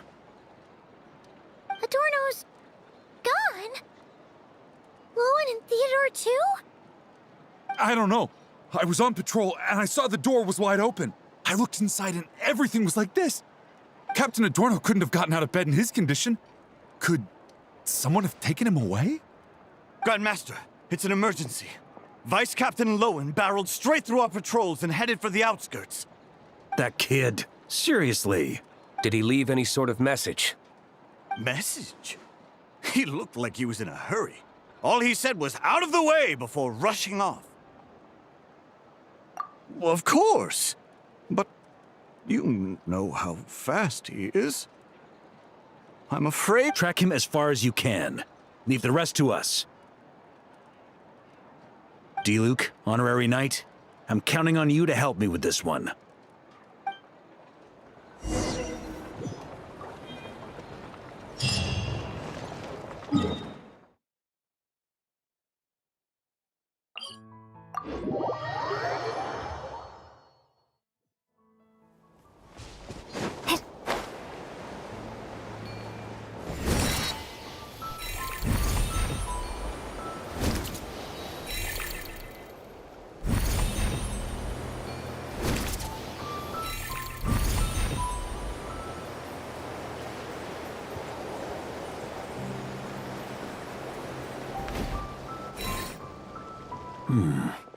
Is this as far as we were able to track him? Well, he's not known as the 5th Company's sharpest arrow for nothing. Gone in a flash. If you want to praise him, save it for later. Don't we have any more clues? The dew on this grass is cold. Probably the effects of elemental energy. Oh-ho! You really are something, eh, Honorary Knight?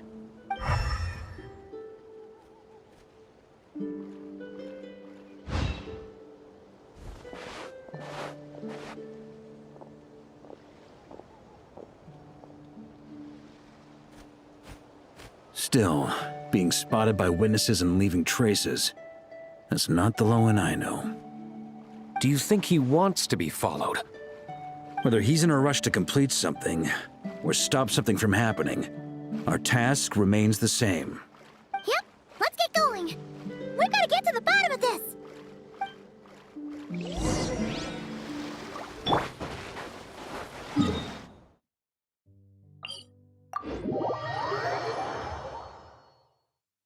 Rain. If only you could cleanse the corrupt souls of this world.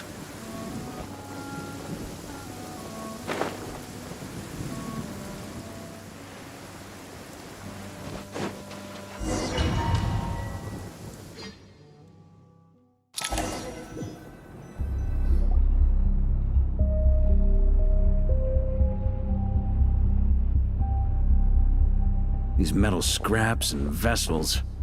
It's like leading the expedition through Snezhnaya again.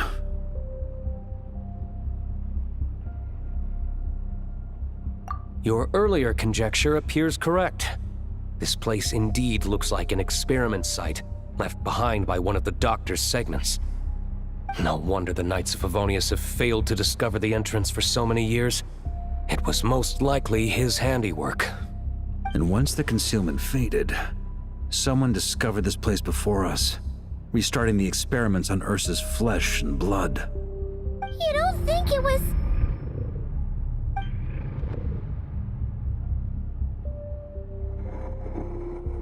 What a pain.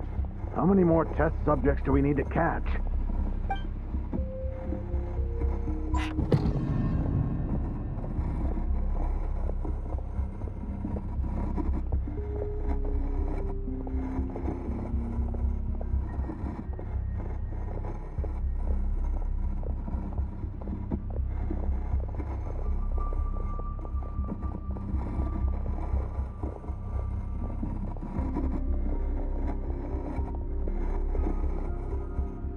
What are you looking at? Stay put, and don't cause any trouble.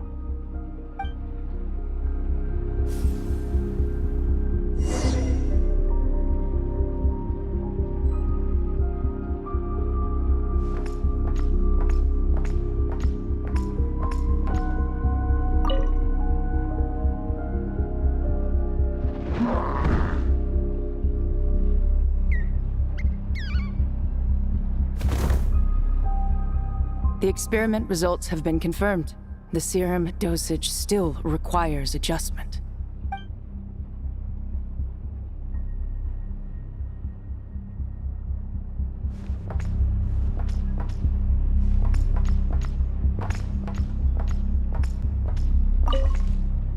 Sir, the new subjects are here.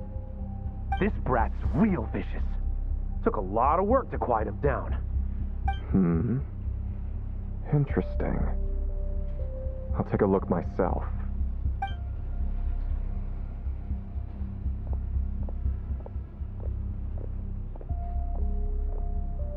Rejoice! You shall soon surpass the common clay of this world. You shall cross into the realm of the extraordinary.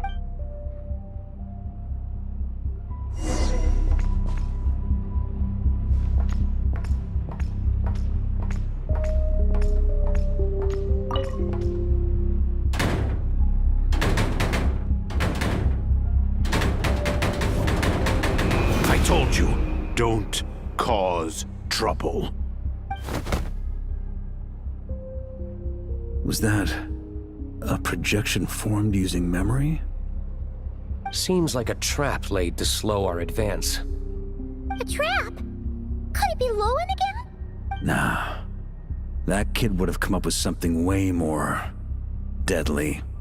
In any case, Lowen isn't the only one who was captured by Eric and is familiar with this kind of magic.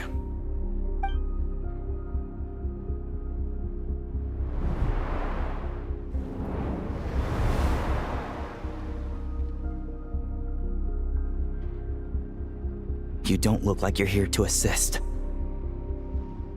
On the contrary, I believe ending this as soon as possible is the best way to help you. In this? Is that what you're saying now? Back when the test subjects were escaping left, right, and center? Back when I was ready to give up? Who was it who said I should keep going? Did all the test subjects escape? You shouldn't experiment on yourself so soon, Theodore. Did you think that discovering Eric's lab and taking control of Dottores' apparatus would be enough to help you restart their experiments? Look at you. You can barely lift a finger. Helpless to do anything but watch your test subjects flee. Lowen, are you here to stop me? Quite the opposite. Who do you think kept those monsters from eating you? You took care of them? I also plan to deal with the ones that fled into the wild. If you ignore them, the Knights of Favonius will follow them right back to your doorstep. Why are you helping me? I know what you intend to do with the flesh and blood of Ursa the Drake. I've read the examination report you wrote for Adorno. Old and frail, a mass of old injuries. One day you won't wake up. No one will be surprised. Without extraordinary intervention, that is. I hit it! Even Adorno himself didn't see it. Don't be so shocked. We're companions, both rescued by the benevolent knight. Did you really think I wouldn't notice your changes? Is that why you're willing to keep my secret? Oh, no, don't get me wrong. I sincerely hope Adorno can live a while longer. It'd save me from inheriting any unnecessary responsibilities. But what I'm more interested in is power. Aren't you concerned that your monster experiments have hit a bottleneck and that your own body can't bear Ursa's power? In that case, use me as your test subject. Without you, we'd never have come this far. We're finding the serum, continuing the experiments, Bringing Adorno here? Were these ideas not all yours, Lowen? That's right. And that's why I'm also prepared for failure. Failure? We're so close. As long as you don't blow our cover, we've still got a shot! Lowen, listen to me. The Ursa serum works. Adorno's improving. He can get out of bed on his own now. If it weren't for you, I don't think he would have lasted the week. But I can only add low concentration serum to Adorno's meals and medication for now. It won't cure the root cause. Is that so? Oh, that's good to hear. The smoother your experiments go, the greater my hopes of mastering this power. Do you think you could find the time to see him? He talks about you often. I'll pass. I'd really rather not listen to his nagging. Besides, unnecessary contact only increases the risk of exposure. We're running out of time. The Knights of Favonius will notice something is wrong sooner or later, no matter how many tricks we pull. They'll only work for a time. How much longer until you have complete control? Soon. Very soon. Thanks to your help, the serum's power has stabilized substantially. Though, I wouldn't call it a gentle concoction. Don't go using it on the old man to save time. Of course not. You're overthinking this. I know what I'm doing. Uh-huh, so you say. Everyone assumes they know what they're doing right up until trouble lands on their doorstep. If that day ever comes, feel free to slap some sense into me. Blow our cover. Do you think the Knights never suspected? Who do you think was delaying the investigation? How many times do I have to say this? We were gambling from the start. With our time, the Knights' time, and the time Adorno has left. If you lose a fight, you retreat. If you lose a bet, you accept it. Linger on the battlefield or at the gambling table, and we're bound to lose even more. What do you want to do then? Stand by and watch him die? Wake up already. In his present state, the serum would kill him. Would you prefer that? I haven't given up yet. I completed the final refinements before you arrived. This is the refined high-concentration serum. So long as I use this, even you won't be able to stop me. You can refuse to cooperate. That's fine. It just brings me back to where I began. I'll finish this myself. Relying on hazy childhood memories, Theodore was the first to find this place, restarting Eric's experiments to prolong Adorno's life. But at some point, the experiment failed, and the monsters escaped. Lowen then discovered him and offered his assistance, allowing him to continue extracting serum from Ursa the Drake. That appears to be the full picture. What do you intend to do with them? I'll leave that headache to Jean and the others to deal with later. Let them decide the appropriate course to take.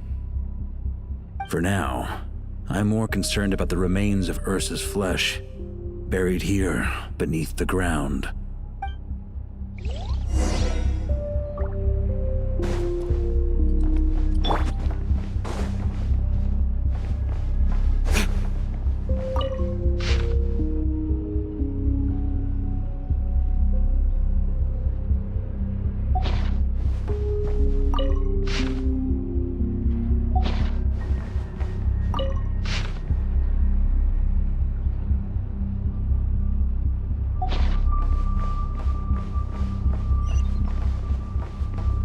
According to the experimental logs, extracting high-concentration serum requires repeatedly stimulating Ursa's flesh to increase its activity. There's an ominous feeling growing stronger by the second. Prepare for battle.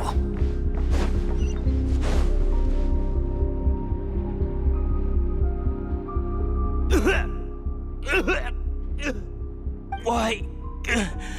I used the highest concentration possible! You're weak. And you don't even have the self-awareness to realize it. Self-awareness? What right do you have to talk to me about self-awareness? You lost control once before as well. And that's how I know we can't go on. If the price for saving Adorno's life is his very self, then we won't be saving him, but the monster he'll become. Take a long, hard look in the mirror. Are you really the person he chose to inherit the benevolent name? I won't accept this! I can't accept this! When was the last time I embraced the two of you like this? In the blink of an eye, you've grown too big for hugs. Adorno? How did you? I heard everything. You've been helping me cling on, haven't you? It's thanks to both of you I have this chance to hug you once again. Just like old times. All that's left to say is... It's all right. It's over now.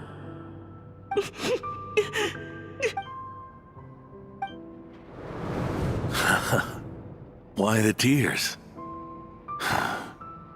It wouldn't do for the benevolent knight to check out by making kids cry now, would it? Promise me, you'll see me off with a smile. I just don't want to watch you. Isn't it enough that you're here by my side?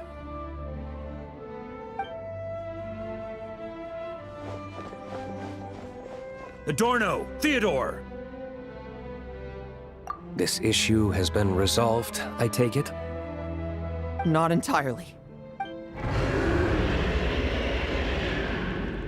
What was that sound? I knew it. You had to stimulate Ursa's flesh beyond the high-risk threshold to extract the necessary serum. If its power is allowed to continue overflowing, all nearby life forms will be affected. Just like the plants here and those monsters we saw earlier. Why are you still trying to act tough? You can barely lift a finger right now, can you? I know that feeling. Hand it over, and then get out of the way and watch. The key to the underground is in the lining of my coat.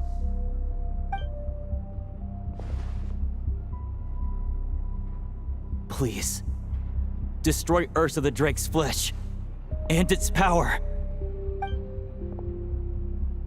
Goodbye, Adorno. Go.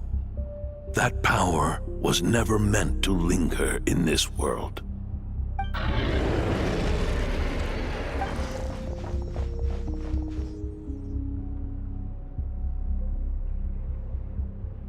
Past this point, that's where Eric and the doctor conducted their experiments on Ursa, isn't it? Sure is. A madman seeking power and an angel who chose it. What a farce. One that we're about to bring the curtain down on. Ursa the Drake's residual power is not to be underestimated. Eyes on the prize, everyone. This will be a tough fight! Oh! What was that noise over there? Monsters. Captured for experiments long ago. They've survived until now thanks to the doctor's apparatus and Ursa's power. I added quite a few to their number myself. Looks like they're getting restless.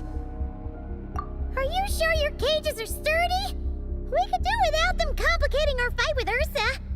Well, if they were sturdy, I wouldn't have had to work so hard to clean up previous escapees.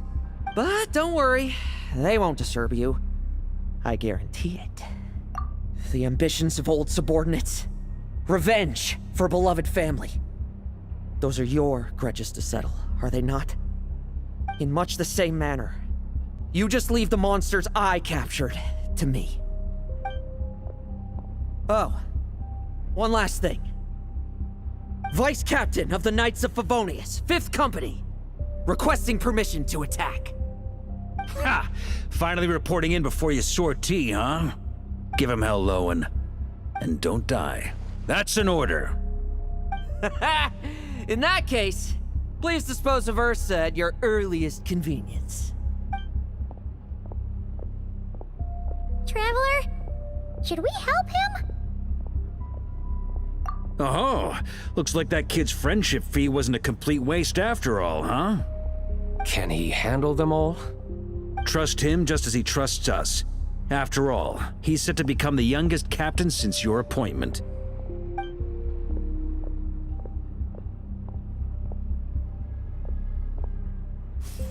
Eric, Rerir, Dottore, and now Ursa. Guess I'm not destined to rise to such challenges. But ordinary people, we have our own battles to fight. So go. Settle things with your obsessions. Once and for all!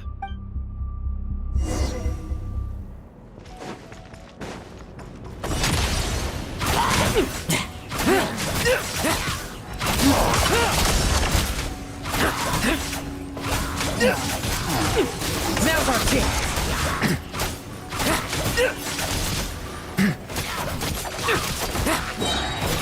Like lambs to the slaughter. Tremble! I won't judge. Bet you weren't ready for this. Things seem pretty intense over there too, huh?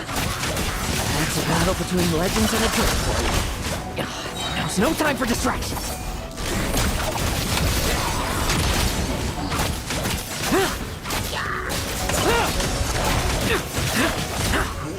Bet you weren't ready for this. With me! Charge! Your verdict is? Now, be gone!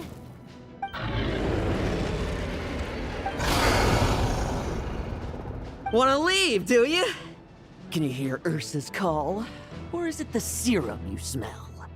Well, I'm afraid that just won't do. Behind me stand not only heroes who battle wicked dragons, but slow, fragile mortals too. So... come at me! Each and every one of you!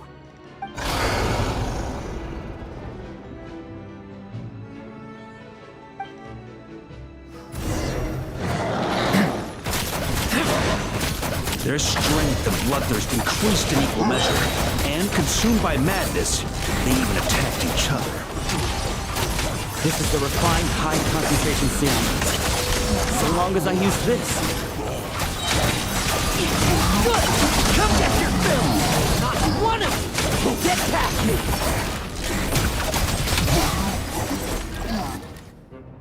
Rejoice! You shall soon surpass the common clay of this world. You shall cross into the realm of the extraordinary. Once, you believed you could control your fate by killing power. Slow, weak, powerless, mortal. Then, your paltry arrogance was smashed by power beyond reason. Except that we should send our strongest warrior to fight Nodcry's battles. You are not special. That is the truth. One you once thought you had accepted. What do you want to do then? Stand by and watch him die? Yet you will not suffer a mundane death to befall you. You are not wrong, you never have been. Power is the sole solution to all things. It is how we grasp destiny by the throat. It is how we resist even death. You simply lack enough of it, not even close. Unless you accept this gift.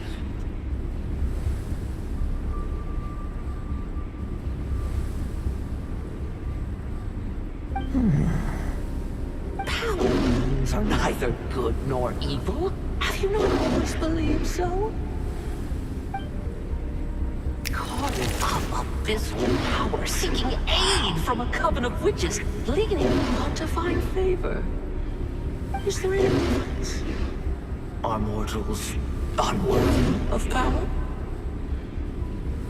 Now then, accept my strength, my guidance.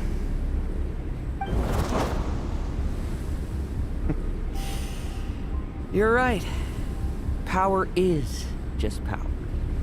It's humanity's arrogance and stupidity that invite destruction.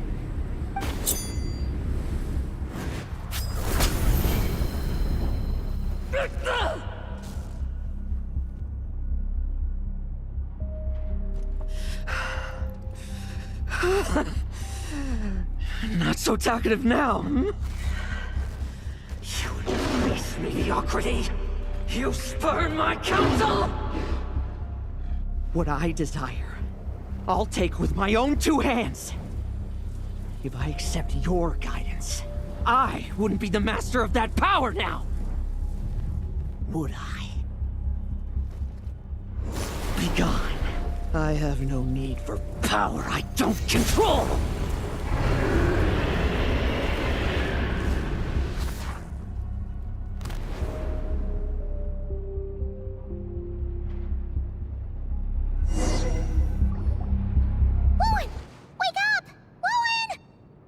Lowen! Ugh, are you trying to burst my eardrums? I was just taking a quick nap. That fight took a lot out of me, you know. Never thought I'd hear you say something like that. I didn't inject myself with it.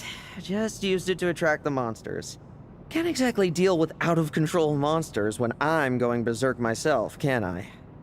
Plus, wouldn't want you finishing off Ursa just to turn around and have to deal with me.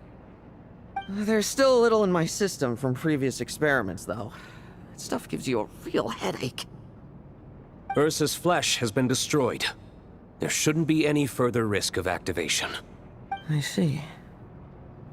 Totally obliterated, huh? What about Adorno and Theodore? A reinforcement showed up. I had the Knights escort them back. As for Theodore's punishment, and yours, I'll look into it later. Stay with him until the very end, you hear? Thank you, Grandmaster.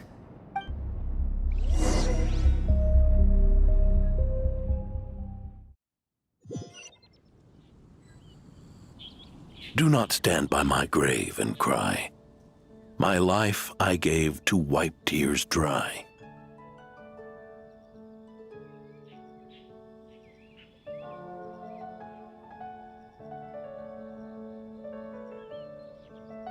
Here rests the benevolent knight.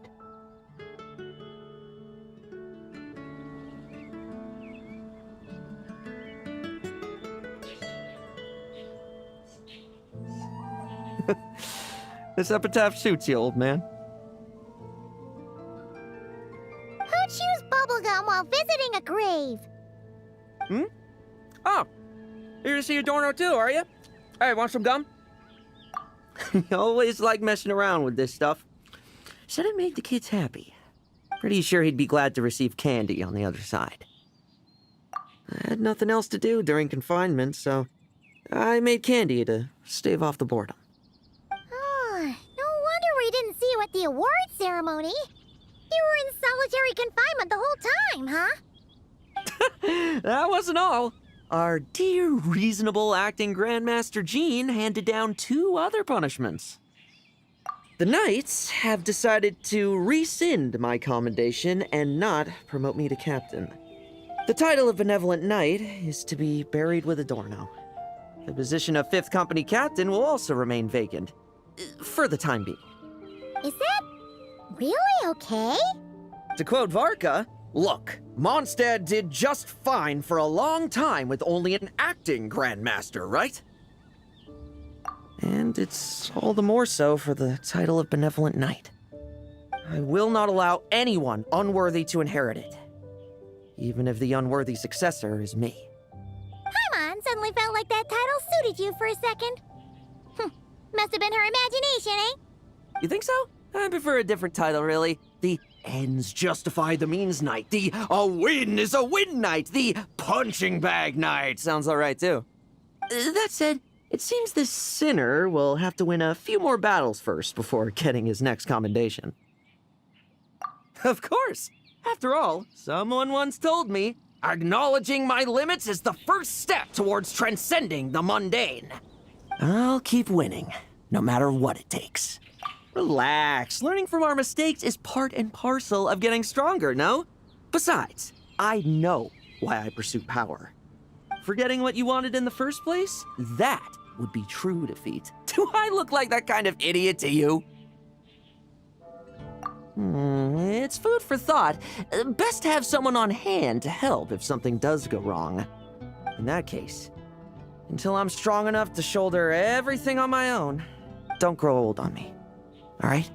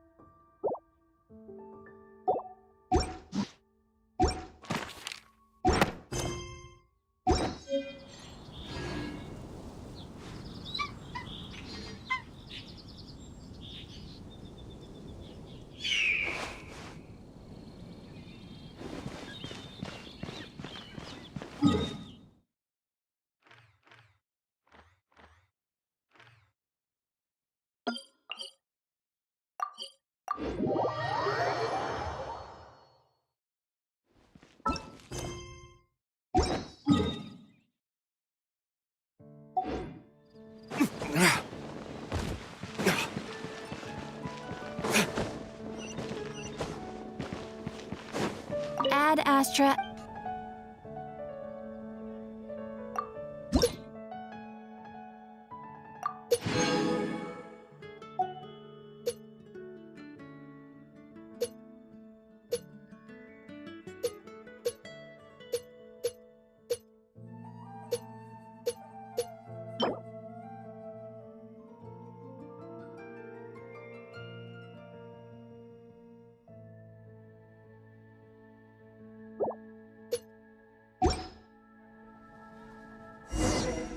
Ad Astra.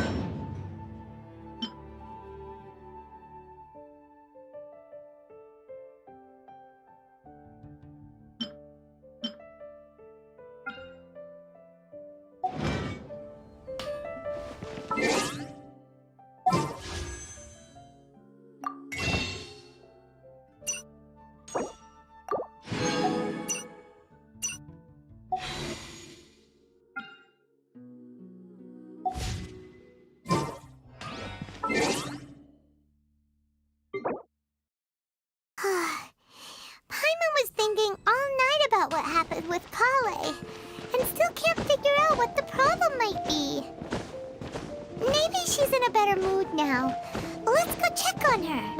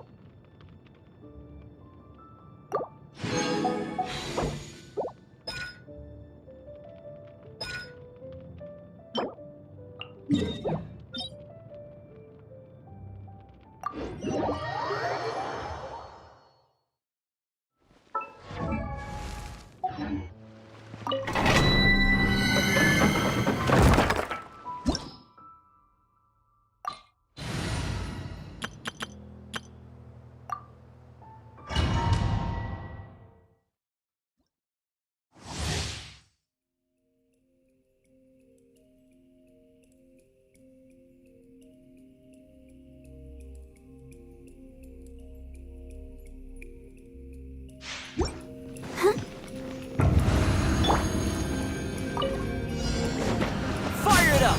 Here's backup! Time for retribution!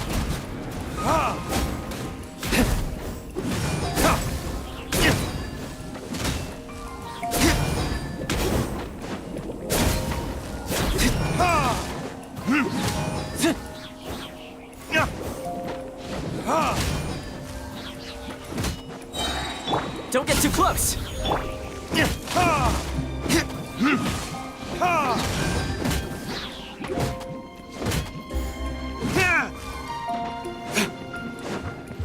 Verdict is... Fire it up!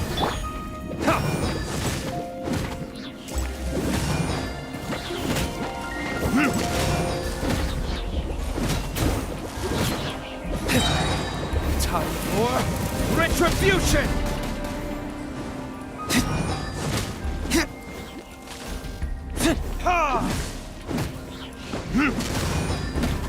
Check this out!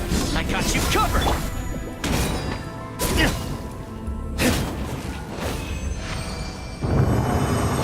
Let's dance.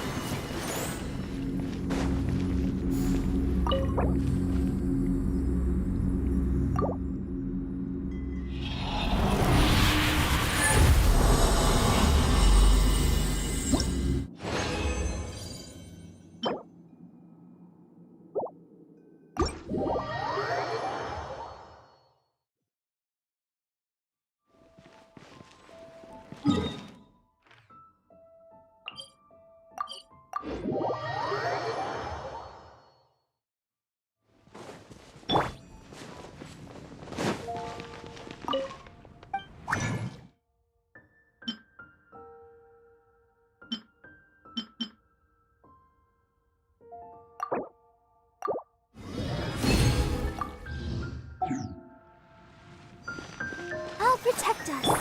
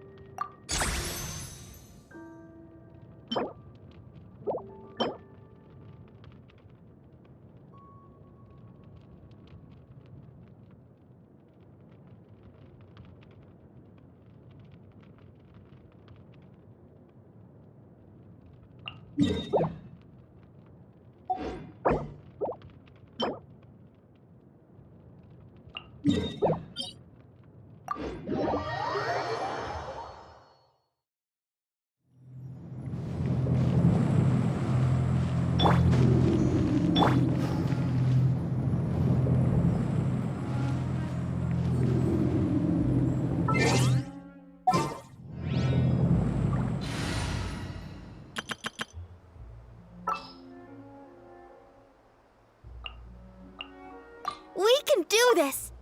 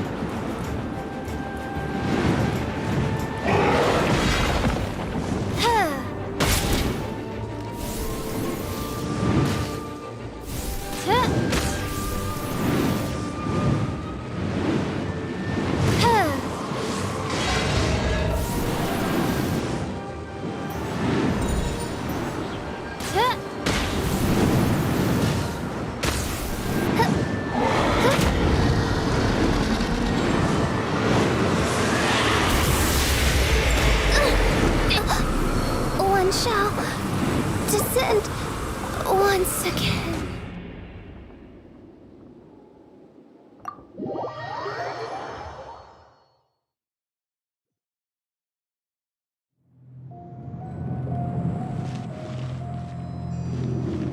Let's dance.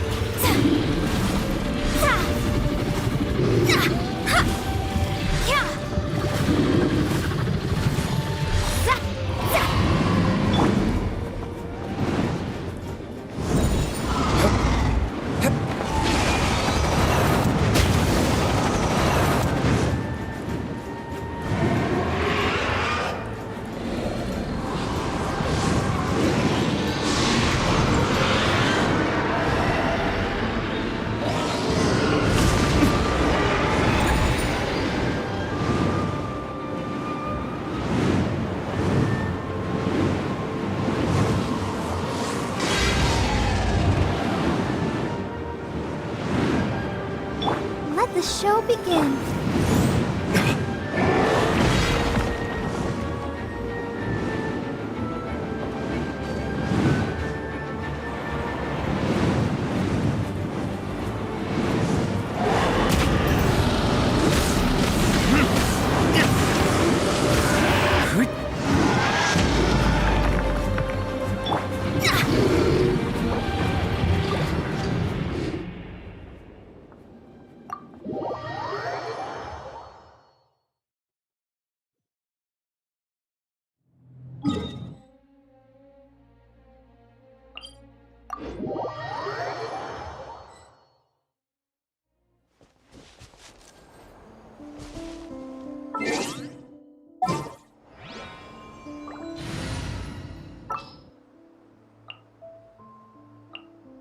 This world is full.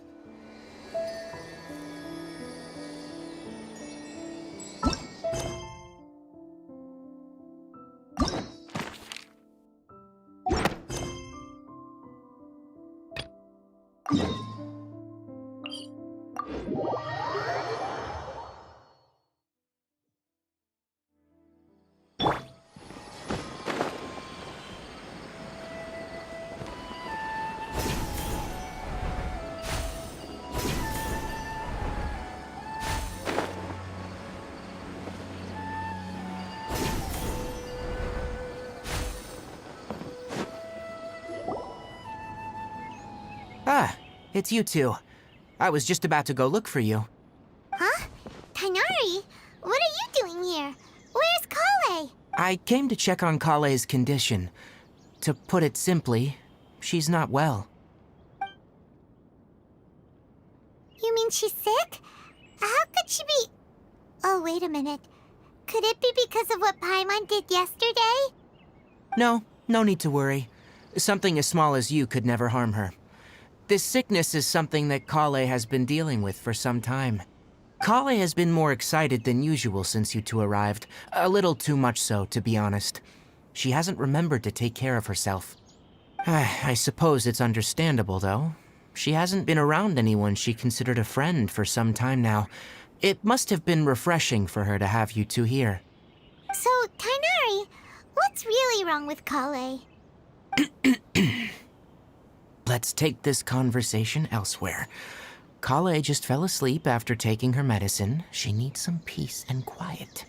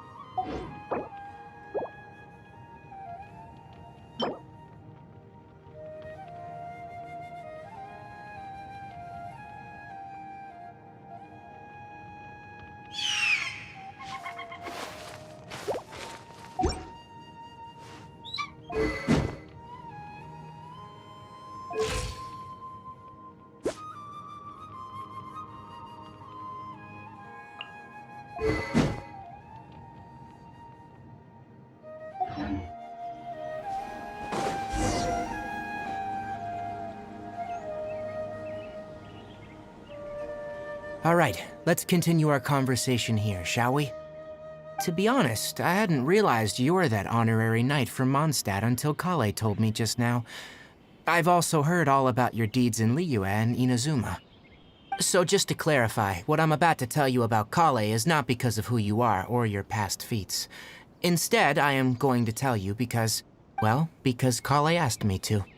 And honestly speaking, I was against Kale revealing her past to you. But she insisted, saying you two treated her with sincerity and as a friend. So now she wishes to reciprocate the gesture. So, Tighnari, what exactly is wrong with Kale? You said this is something she's been dealing with for some time.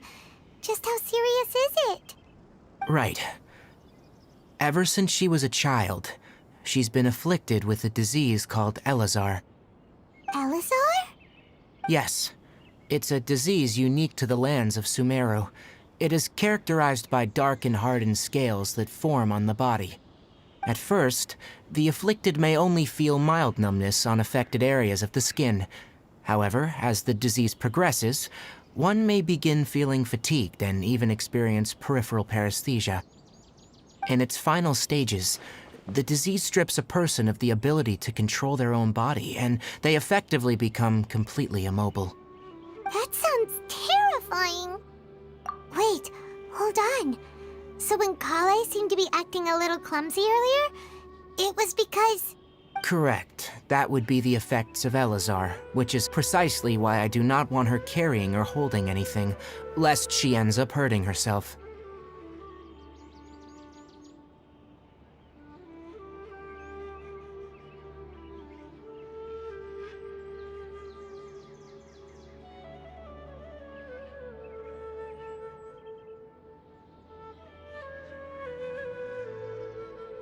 With appropriate treatment, the disease can be effectively controlled before it progresses to a more serious stage.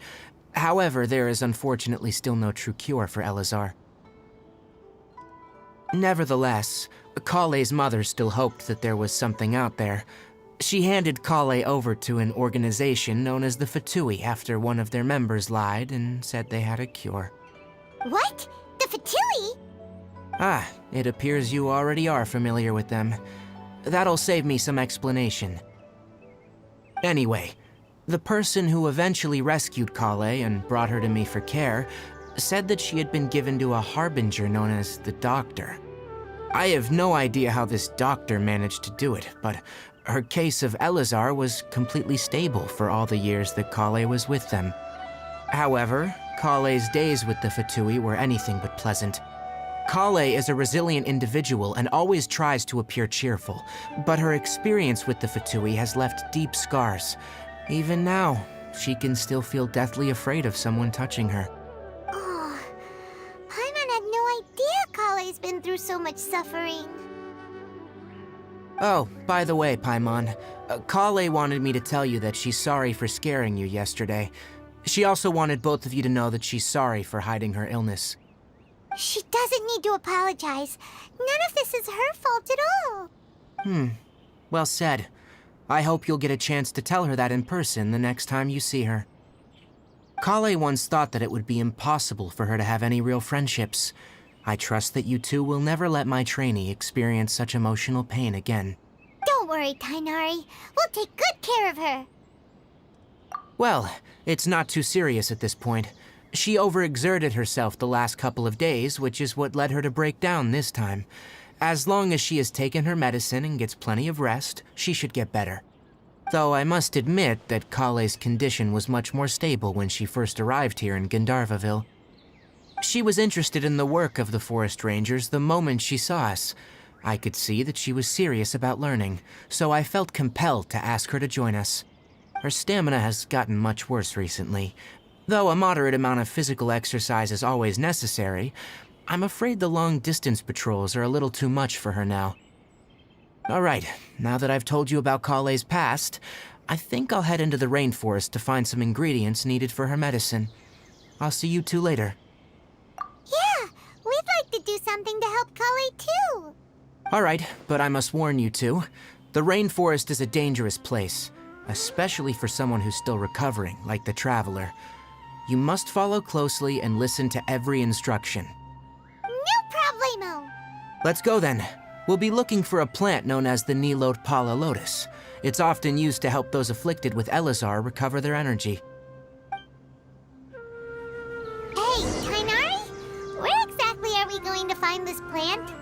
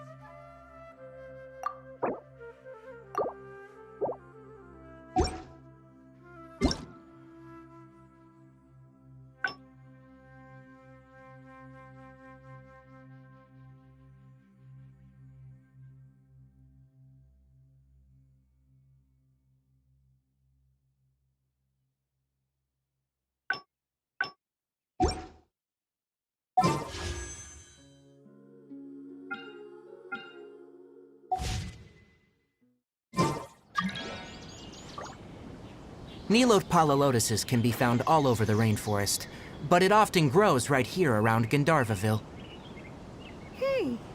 Given the name, it sounds like we should be looking for it in the water. You are correct. The Nilotpala lotus grows in the water.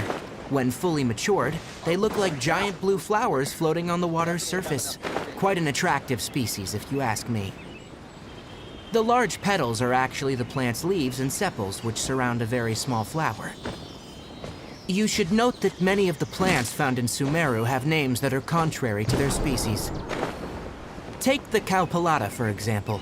The plant is not a lotus at all, but rather a vine. And then there's the Sumeru rose, which is not a rose, and is completely contrary to its name. Oh, okay then. Note to Paimon. Never bring up the topic of flowers with Tainari.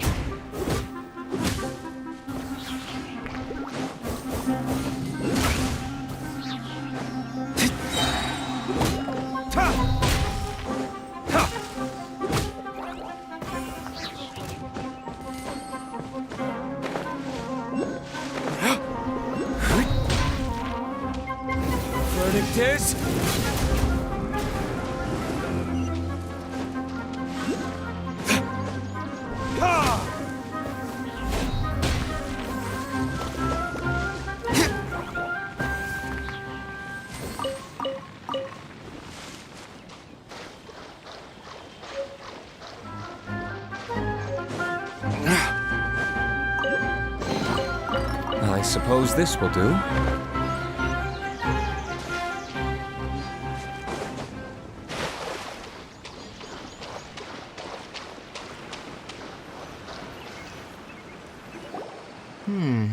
There should be Nilode Palalotuses growing somewhere in this area.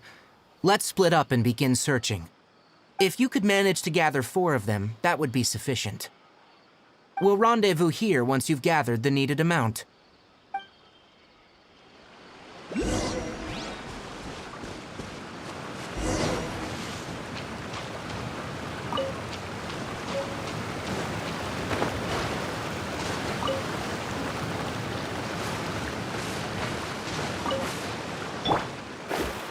Alright, we've gathered enough Nilode Palalotuses.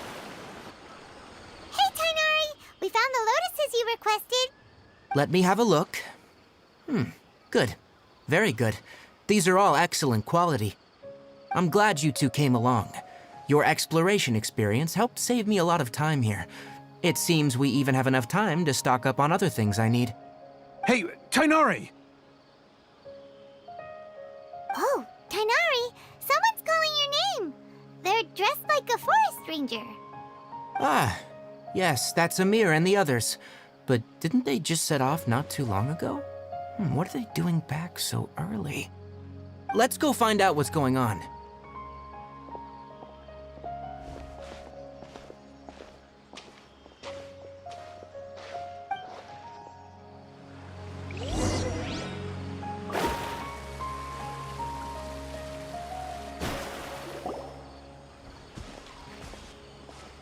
Tainari, thank goodness we found you here. We were just about to head back and find you at Gandharvaville. What's going on? We just discovered a withering zone. The withering is back? But the patrol route you were on should have been already cleared just a week ago. It reappeared so quickly. Can you tell me the exact location?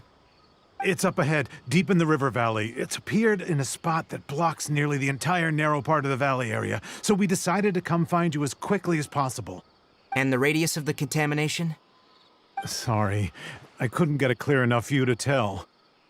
No one in our patrol team had a vision, and it appeared to still be spreading, so we didn't risk getting any closer.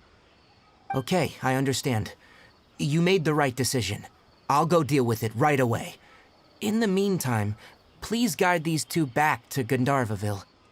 Wait, Tainari! Why don't you let us help you? You two have only just arrived in Sumeru. You're still unfamiliar with many things in these lands. There's a unique type of anomaly that occurs in the Sumeru rainforest. It's called the withering. The affected areas not only cause nearby vegetation to wither, but it's also lethal to wildlife and even people. If you don't carry a vision, then you should think twice before approaching such places. Yes, Amir is absolutely right. I wasn't kidding when I said the rainforest is a dangerous place. As Amir said, only someone with a vision, that is, the power to manipulate elements, will be able to resist the withering's corrosive effects for a time. That's right. If any of the forest rangers without a vision come across a withering zone, we first make a record of the location and then have a ranger with the proper abilities deal with it, like Tainari here. Only someone with a vision can venture within a withering zone and find a way to deal with it. But you don't seem to carry a vision. Don't worry, she may not have a vision, but she's a real pro at using the power of the elements. Seems the rumors about you were true then. In that case, all right, you two may accompany me. We typically only teach visitors how to identify the withering as they're about to leave Gandharvaville. We'll make an exception today and show you what it looks like up close.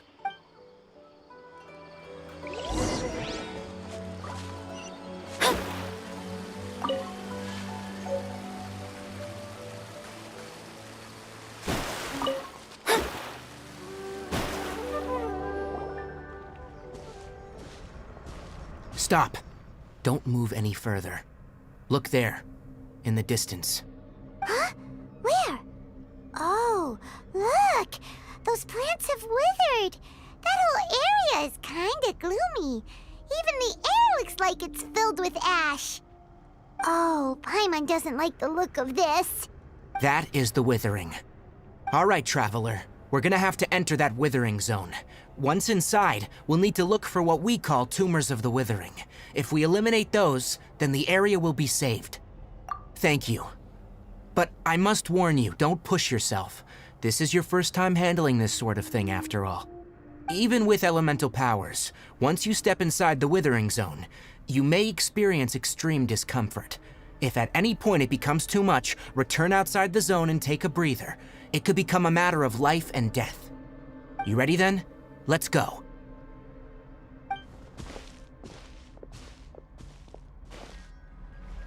First, we must locate any branches sustaining the withering zone.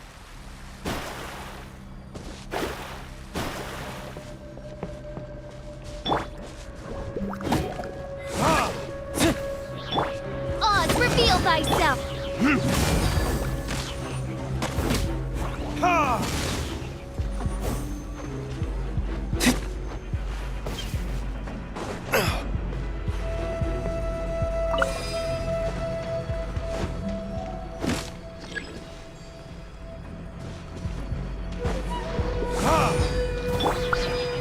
Spring forth!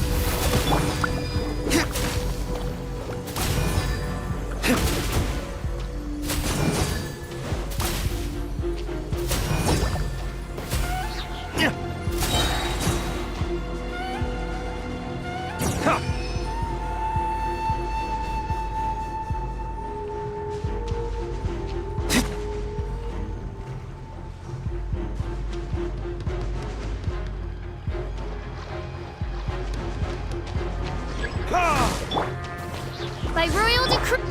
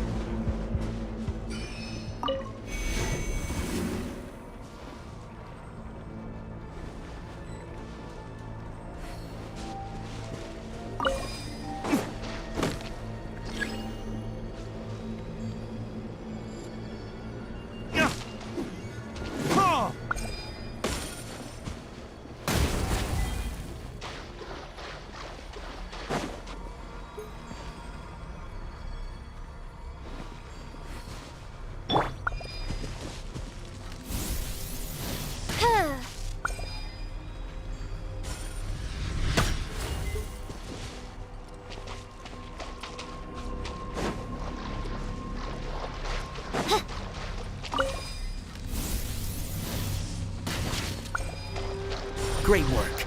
Now that all the branches have been cleared, we'll need to take care of the tumor. Time for retribution! Now! Destroy the tumor of the withering!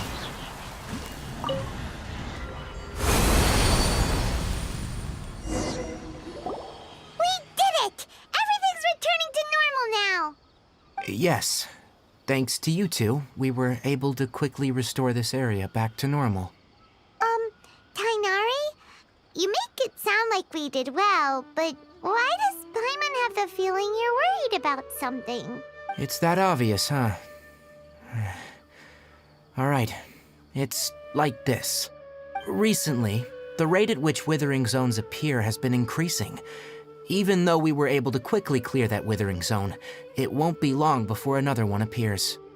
If that simply meant more work for me, then that wouldn't be an issue. But it's far more severe than that. The withering is leaving lasting effects on the rainforest itself. For instance, even though we cleared out the withering zone, many of the plants that were affected will not recover. This presents a crisis for the ecosystem itself. Many plants in the rainforest are already in decline, directly impacting the wildlife that depends on those plants. And most disturbingly, as the appearances of withering zones have started to increase, Kale's case of Elazar has also become more serious. Huh? Well, why's that? I'm still not sure of the exact reason. However, I've received word from acquaintances at the academia that similar cases are being reported for patients with other conditions. No, none that we know of. The Withering has been recorded in Sumeru for millennia. It's said that it originates from the depths of the world. Oh, by the way, have you heard of Irminsul before? Irminsul is a tree located deep beneath the surface. Although it isn't like any tree we know in a biological sense, you can basically think of it as a large tree that grows downwards rather than upwards. I'm sure you've heard of ley lines, right? They're like the roots of Irminsul, spreading and extending from a massive cavern deep underground all the way up to the surface.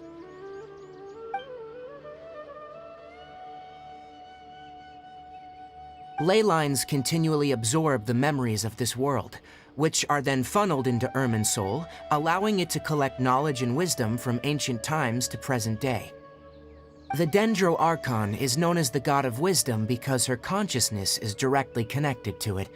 It is also said that the Dendro Archon's power is a manifestation of Irminsul.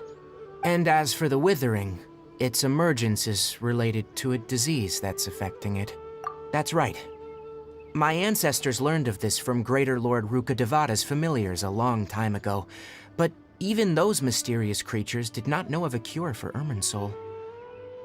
I'm afraid we Rangers will be battling the Withering Zones here for a long time, until a cure is found.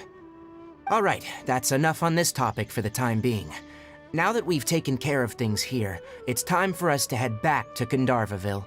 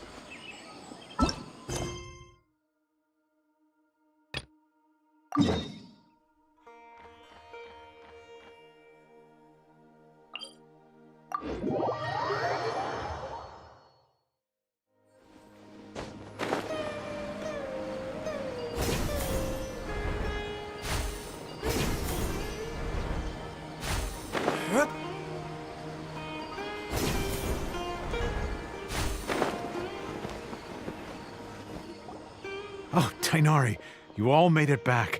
How did it go? The Withering Zone you reported has been taken care of. No need to worry. Huh? Wait, is that? Oh no, Hypatia!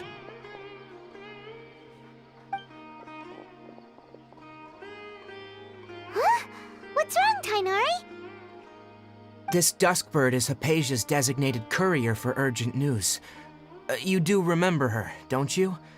She's the scholar you and Paimon were following when you first arrived in Sumeru. Oh, her? How could we forget? So did something happen? Let me see what's written in the letter first. So what's it say? And what's with that weird expression on your face? Just let Paimon read it. Huh? All Paimon Yes. Allow me to explain. After we brought you from Hypatia's cave to Gandharvaville, Hypatia resumed her meditation. She must have just finished. It's been nearly 3 days since she's had anything to eat, and it appears she's forgotten to prepare some rations. This letter is her asking us for help. We need to go. What? You mean she's been sitting there for 3 days? Hey, wait, how did you know all that from just a few lines on the paper? Well, obviously because this has happened before. Last time she drew 5 lines, and by the time we found her... Well, I'd prefer not to remember that. Needless to say, Hypatia's been through worse, but we should still get to her as quickly as possible. I've got some emergency rations set aside for times like these. Paimon, Traveler, could you two bring these to her? Wait, you want us to bring her the rations? But will the Traveler be okay if her cave is still filled with that funny incense? Let's find out. Here, Traveler, take a smell and see. So, how do you feel? Huh? Really? You're not feeling even a little drowsy? But wait, how'd you know that she'd be okay this time, Tainari? Back when we were clearing the Withering Zone, I observed that she could adeptly manipulate the Dendro element. I knew then that she would be fine. And if I may ask, when I was telling you two about Irminsul's ley lines, was what I described similar at all to what you saw when you were unconscious? That's correct. Those weren't hallucinations at all, though I don't intend to apologize for deceiving you, because what you saw is of significant importance, not just for the nation of Sumeru, but the entire world of Tevat. My forefathers were shown much favor by Greater Lord Ruka Devata. We took an oath to protect this nation together with her. Now that that duty has fallen to me, it was a part of my responsibilities to ascertain whether you could be entrusted with the fate of Sumeru. Now, after seeing you in action with my own eyes, you have earned my confidence, and I no longer feel the need to hide any secrets from you. When you passed out, your consciousness had connected directly with Irminsul. What you witnessed were actually real memories contained within Irminsul itself. I could try to tell you more, but it would be better if you went to ask Hypatia instead. Her focus on meditation and use of Spirit Borneal are aimed at establishing a connection with Irminsul, just as you did. That sounds nice and all, but will she really help us? Seriously, she completely ignored us the last time we tried talking to her. That was because when you ran into her, she was in a special phase of her training. During that time, she must avoid communicating with others. Please, wait here for a moment.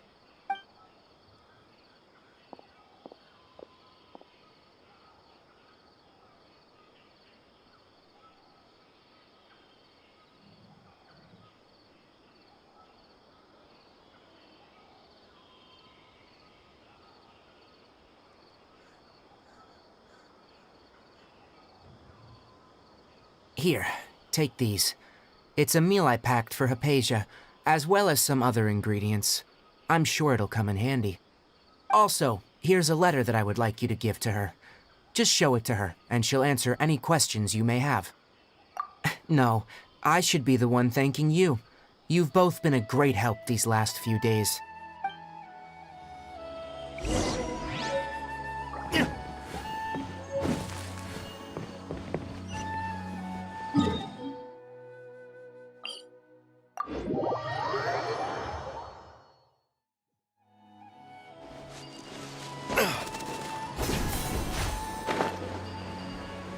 Hypatia should still be in the cave.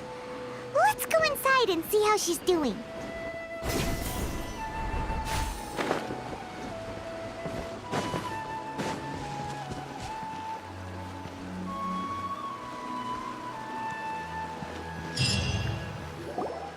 Hello? Hypatia? Hey, there's nobody here. Maybe she went out to look for some food. Let's try looking around the area.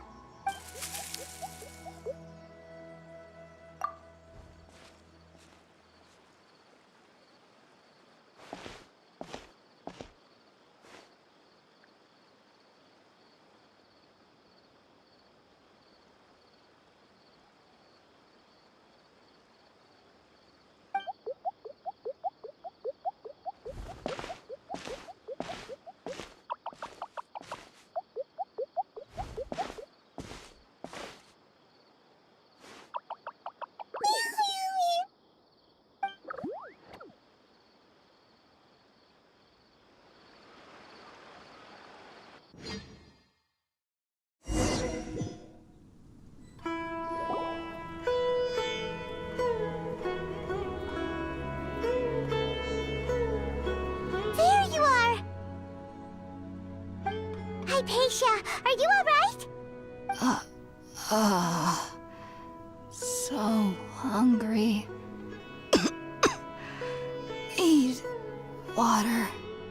There's no way we can get her to eat in her current condition. Let's try finding some water first. Huh? Wait, why does it look super foggy outside all of a sudden?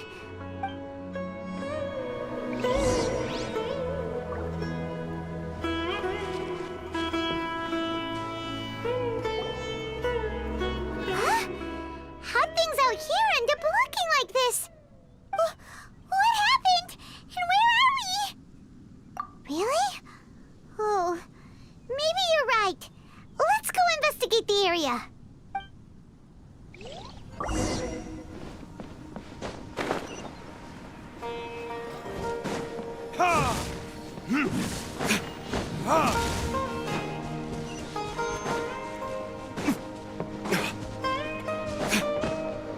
Wow, this place is huge! Paimon knew there's something off about that cave. Let's think of a way to get over there and have a closer look. Who knows? Maybe we'll find a lead of some kind.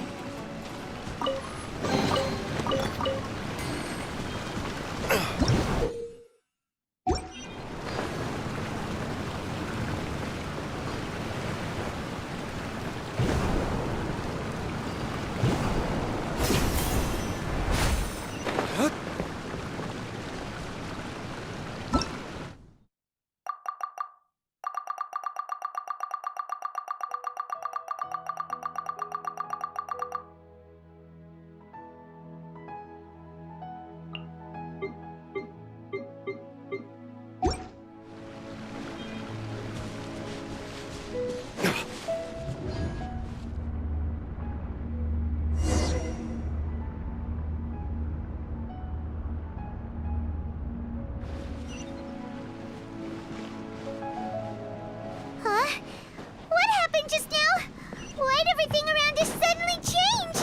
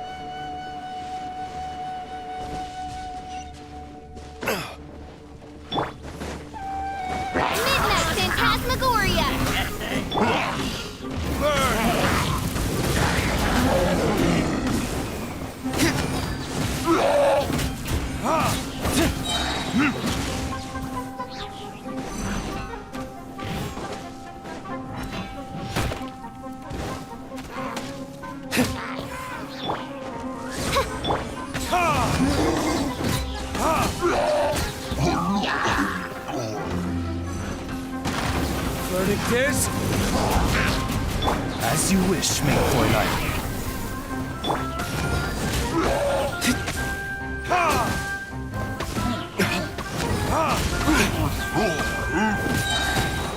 Time for retribution!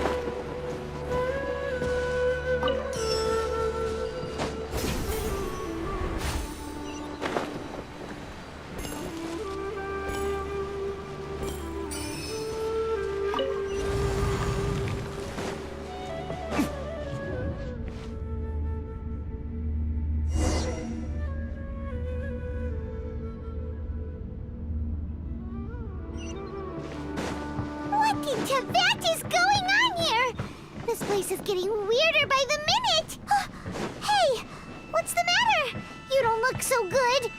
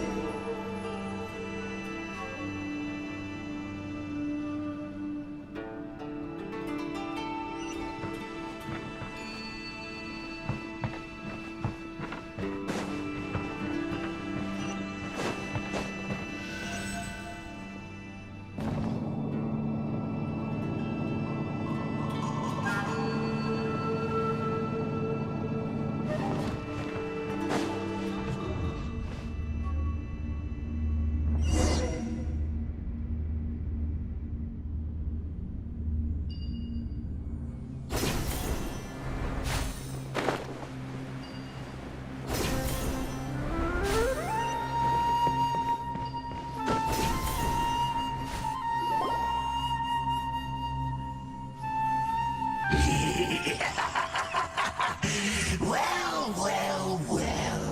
Looks like we meet again, traveler. The Abyss Herald! What are you planning to do in this strange place? Strange place. Plotting. You needn't worry about such things. They don't concern you. Now before the Abyss. Oz, reveal! Germinate!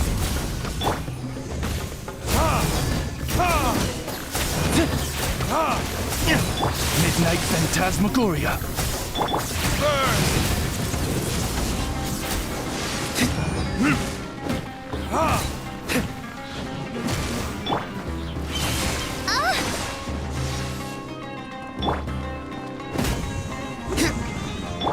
Propagate!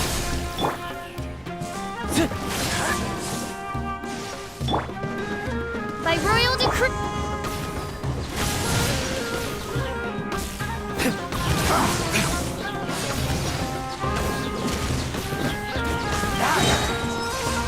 Time for retribution! Huh?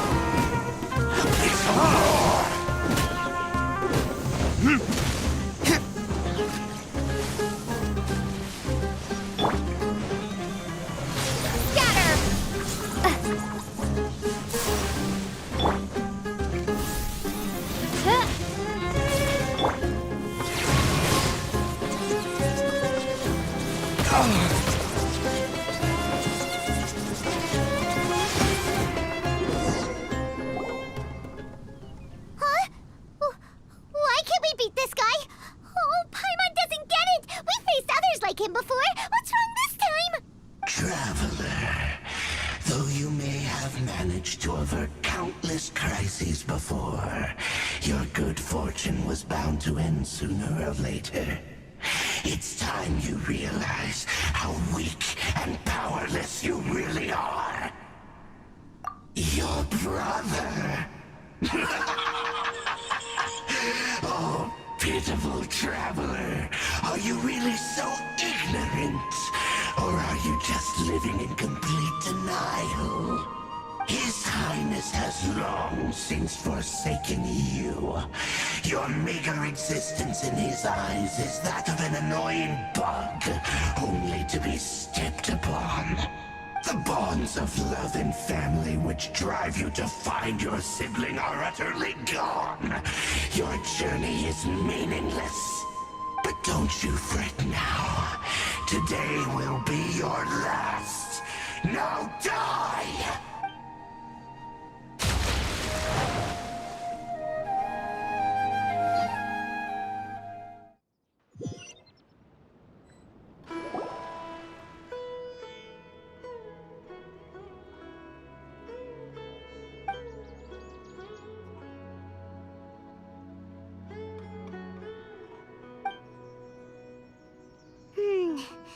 What do we do?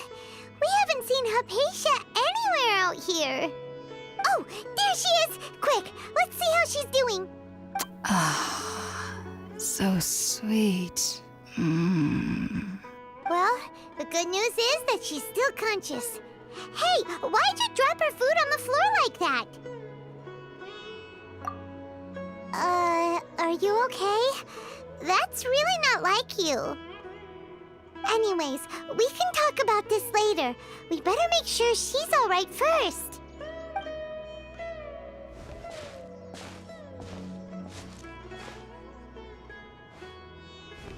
Whoa, wait a sec. Look at all this fruit lying around her. We can put that to good use.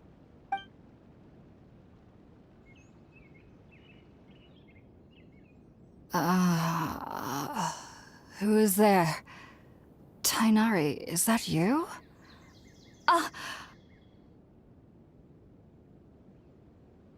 Huh?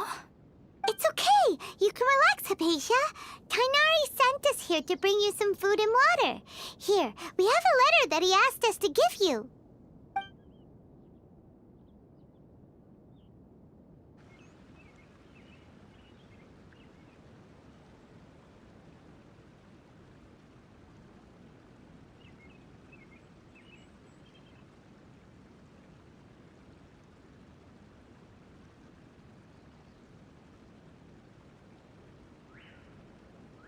I see.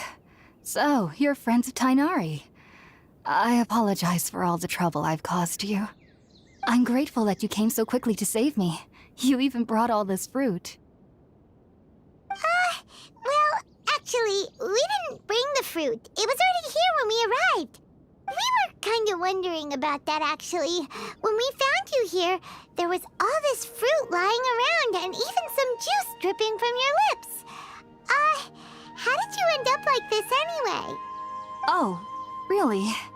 I seem to understand now. All the fruit was likely from my, neighbor. Must have come by and saw me like this. Your neighbor? You mean there's someone else living nearby? Oh? So you're able to see them too?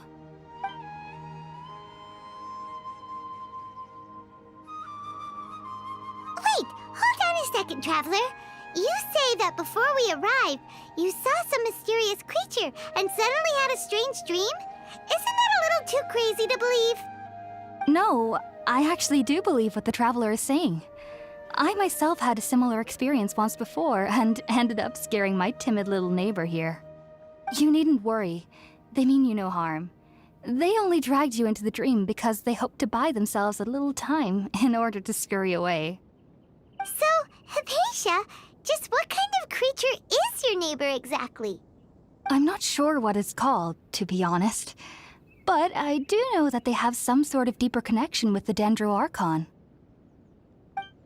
I know this because the first time I saw them was also the exact day my consciousness was able to form a connection with Irminsul. Even after I opened my eyes and stopped meditating, my heart was still pounding, and my mind was racing with all the knowledge that I had touched.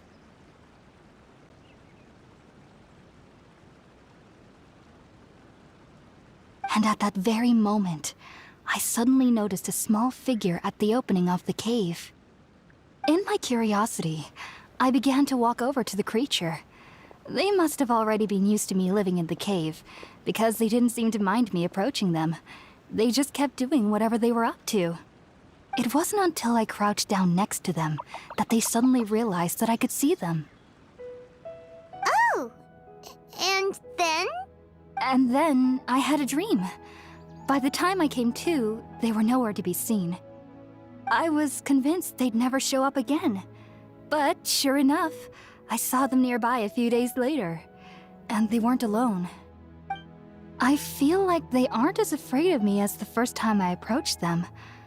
But I never would have expected them to save me. Yes, no doubt about that. By the way, Tainari mentioned in his letter that you had questions for me regarding Irminsul.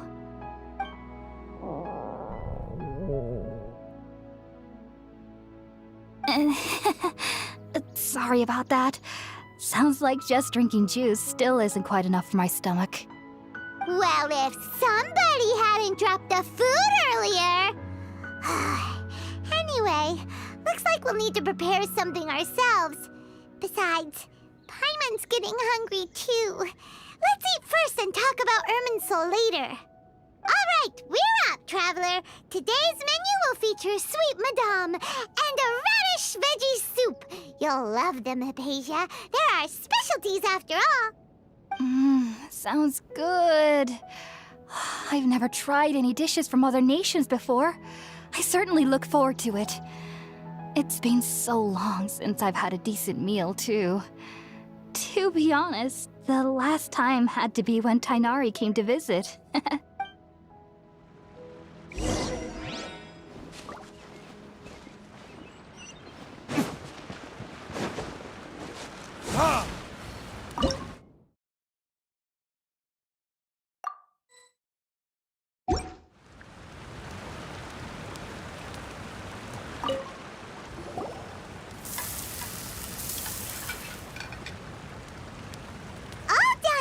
Let's use the empty box that Tainari gave us since we already watched it.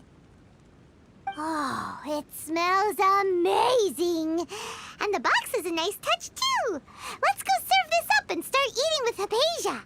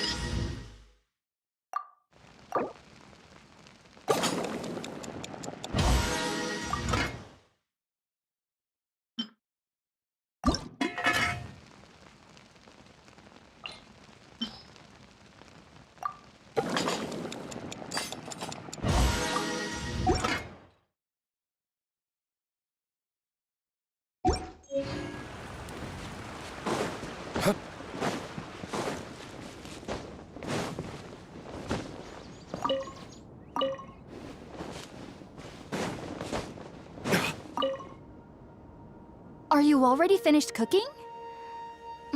Smells delectable. I'm truly thankful whenever I can enjoy a proper meal like this. Cooking really isn't my forte.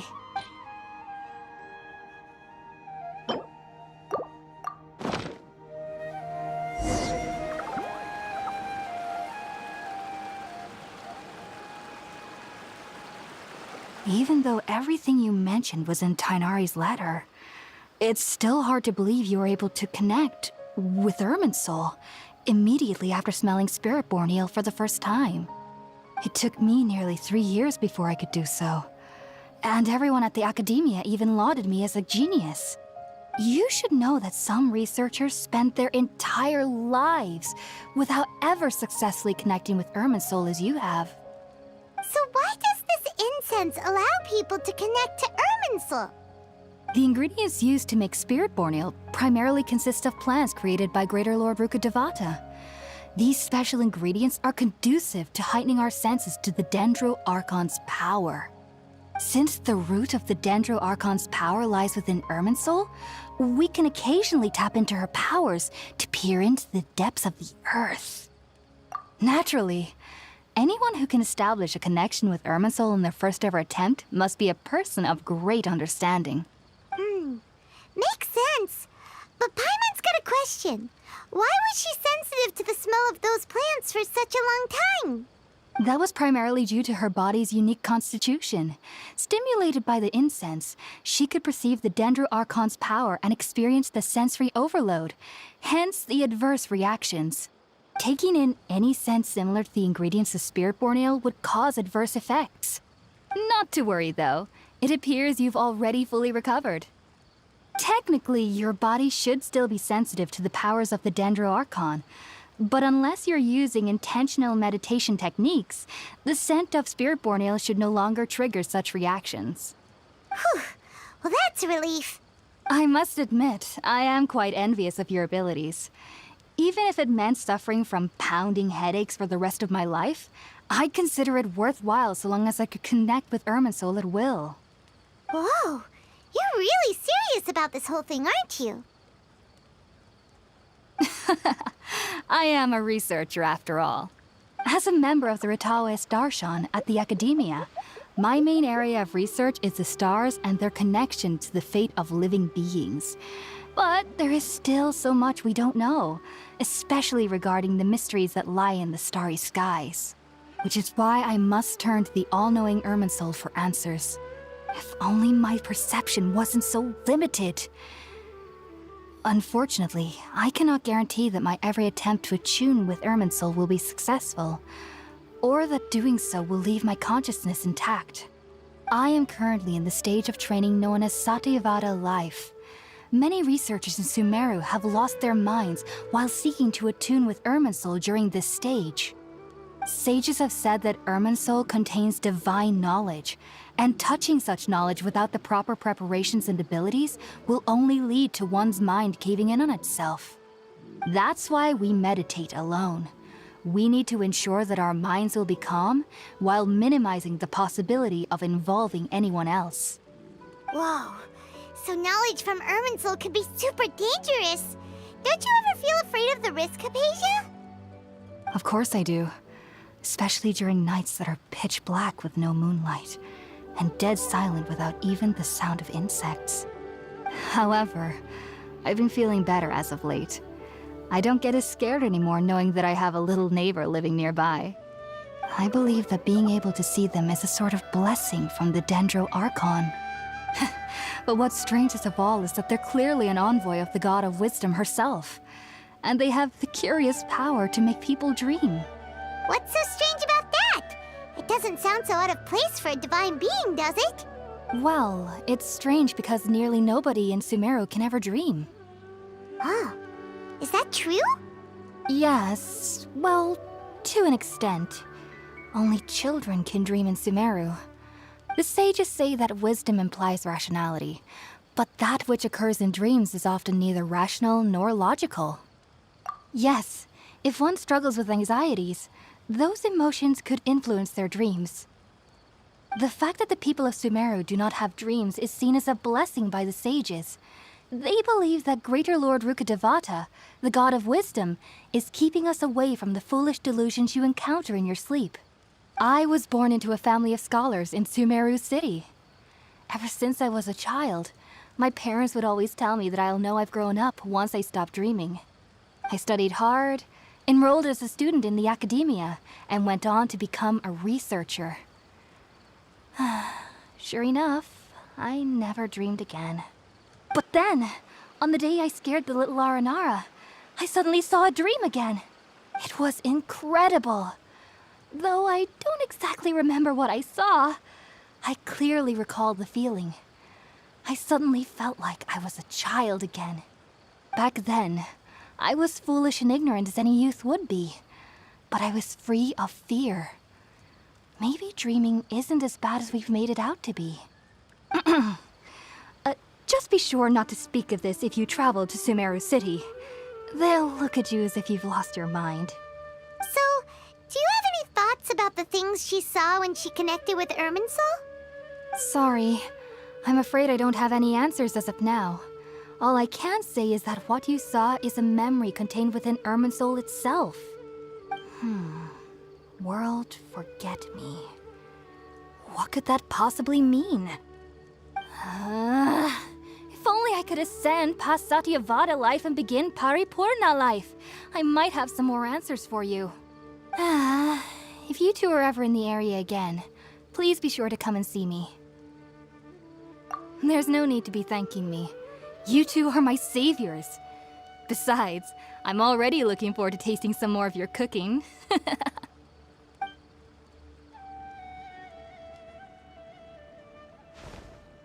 Now that we know Hypatia is alright and had the chance to ask her some questions, Paimon thinks it's about time to head back to Gandharvaville.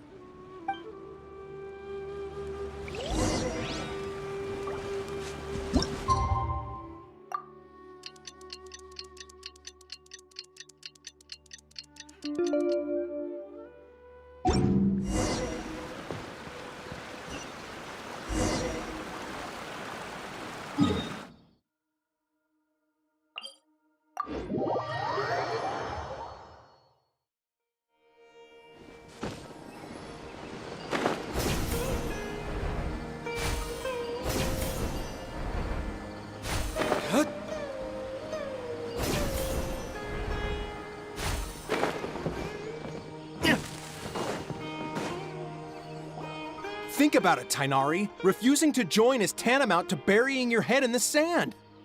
I understand that you're a forest watcher and that it's your duty to combat the effects of withering zones, but isn't it evident that such work is not a lasting solution to the problem? As Sage Kage clearly stated, your presence and guidance in Sumeru City is pivotal in finding a cure for Irminsul. How could you possibly refuse? Keep your emotions in check, Ghulam. Let's at least listen to Tainari's reason for declining. We're here to invite him to the Academia, not to cause a scene. Sage Kage, I am truly honored that you came here in person, but I'm afraid I must still decline your invitation. I am merely a forest watcher. How could the great minds of the Haravatat have any need of someone like me? Well, it turns out that your refusal letter had some implications on your master's reputation. He is a renowned sage of the Immorta, after all. So now I've come here in his stead. I see. Well, I figured that given his temper, he would come here and berate me personally. Tainari, your master is an integral part of this effort. And now he requires your assistance. And what exactly does my master need of me, Sage Kage? You'll know, once you've arrived in Sumeru City, that is. And, how long will I be required to stay? There's no definite answer as of now. Do you mean to tell me that, despite coming all the way here to Gandharvaville, you still can't answer the questions I laid out in the letter to my master? If that's the case, then I'm afraid I cannot give you a definite answer either. Tainari, but you... So be it. Come, Ghulam, we're leaving.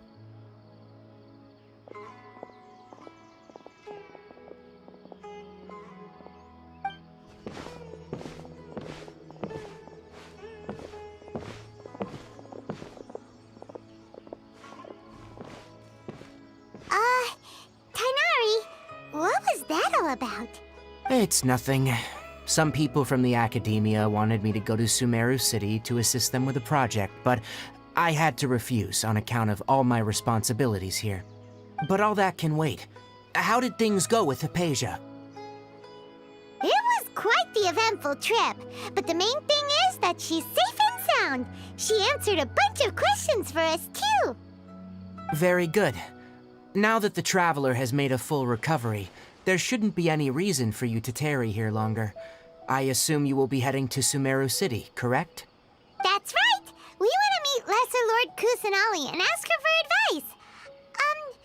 Do you have any idea on how we can find her? Sorry, I'm afraid I don't have any advice for you there. Well, do you at least know anyone we can try asking in Sumeru City? Let me think. My trips to Sumeru City have been fairly short, and most of my acquaintances are researchers. Oh, how about this? I'll write you a letter of introduction that you can give to a researcher I know. He's from the Amorta Darshan and is adept at gathering information. Asking him might prove worthwhile. Also, when you enter Sumeru City, you'll probably end up receiving something like this item here. I'm not sure if it will ever come in handy for you, but maybe you can give it a try.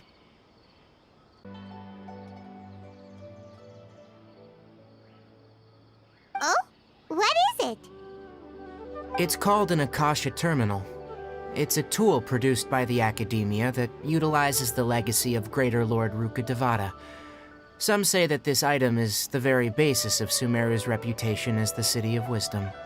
Needless to say, this device and its usage fall under the Academia's expertise, so I'll leave it to them to show you how to use it. Great! Next up, Sumeru City!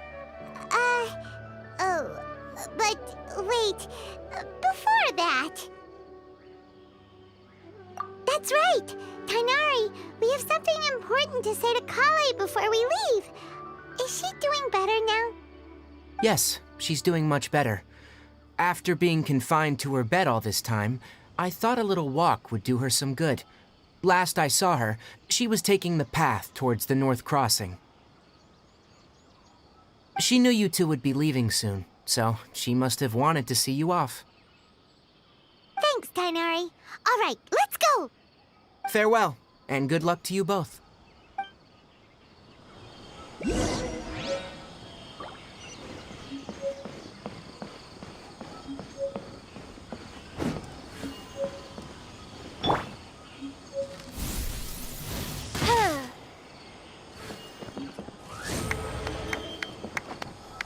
I'll have to grab a drink with Flame Man when I'm back in the city.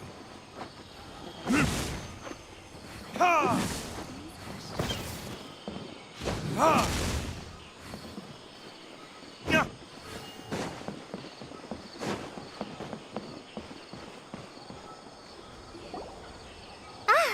I've been waiting for you two.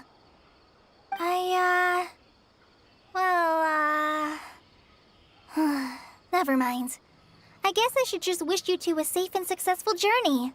Thanks for waiting here just to see us off, Kale. We're headed to Sumeru City.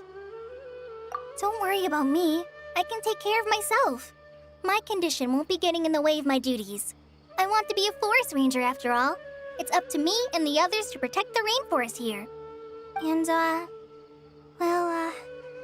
I'm sorry. I should have told you both about my condition when we first met. I just wanted you two to treat me as a normal friend, not some girl that needs your sympathy. But I guess now I understand that the most important thing is for friends to be genuine with one another. There's no need to apologize, Kale. We should be thanking you for trusting us enough to be your friends and sharing your past with us. We're probably still gonna worry about your condition, but that's because we're friends and we care about you. Thank you. That means a lot. Before you leave, I have something for you. Oh? What is it? It's my recipe for pita pockets. I told you that I'd give you a copy, remember? My handwriting is a little, messy, so please don't laugh. Yay! Thanks, Kale.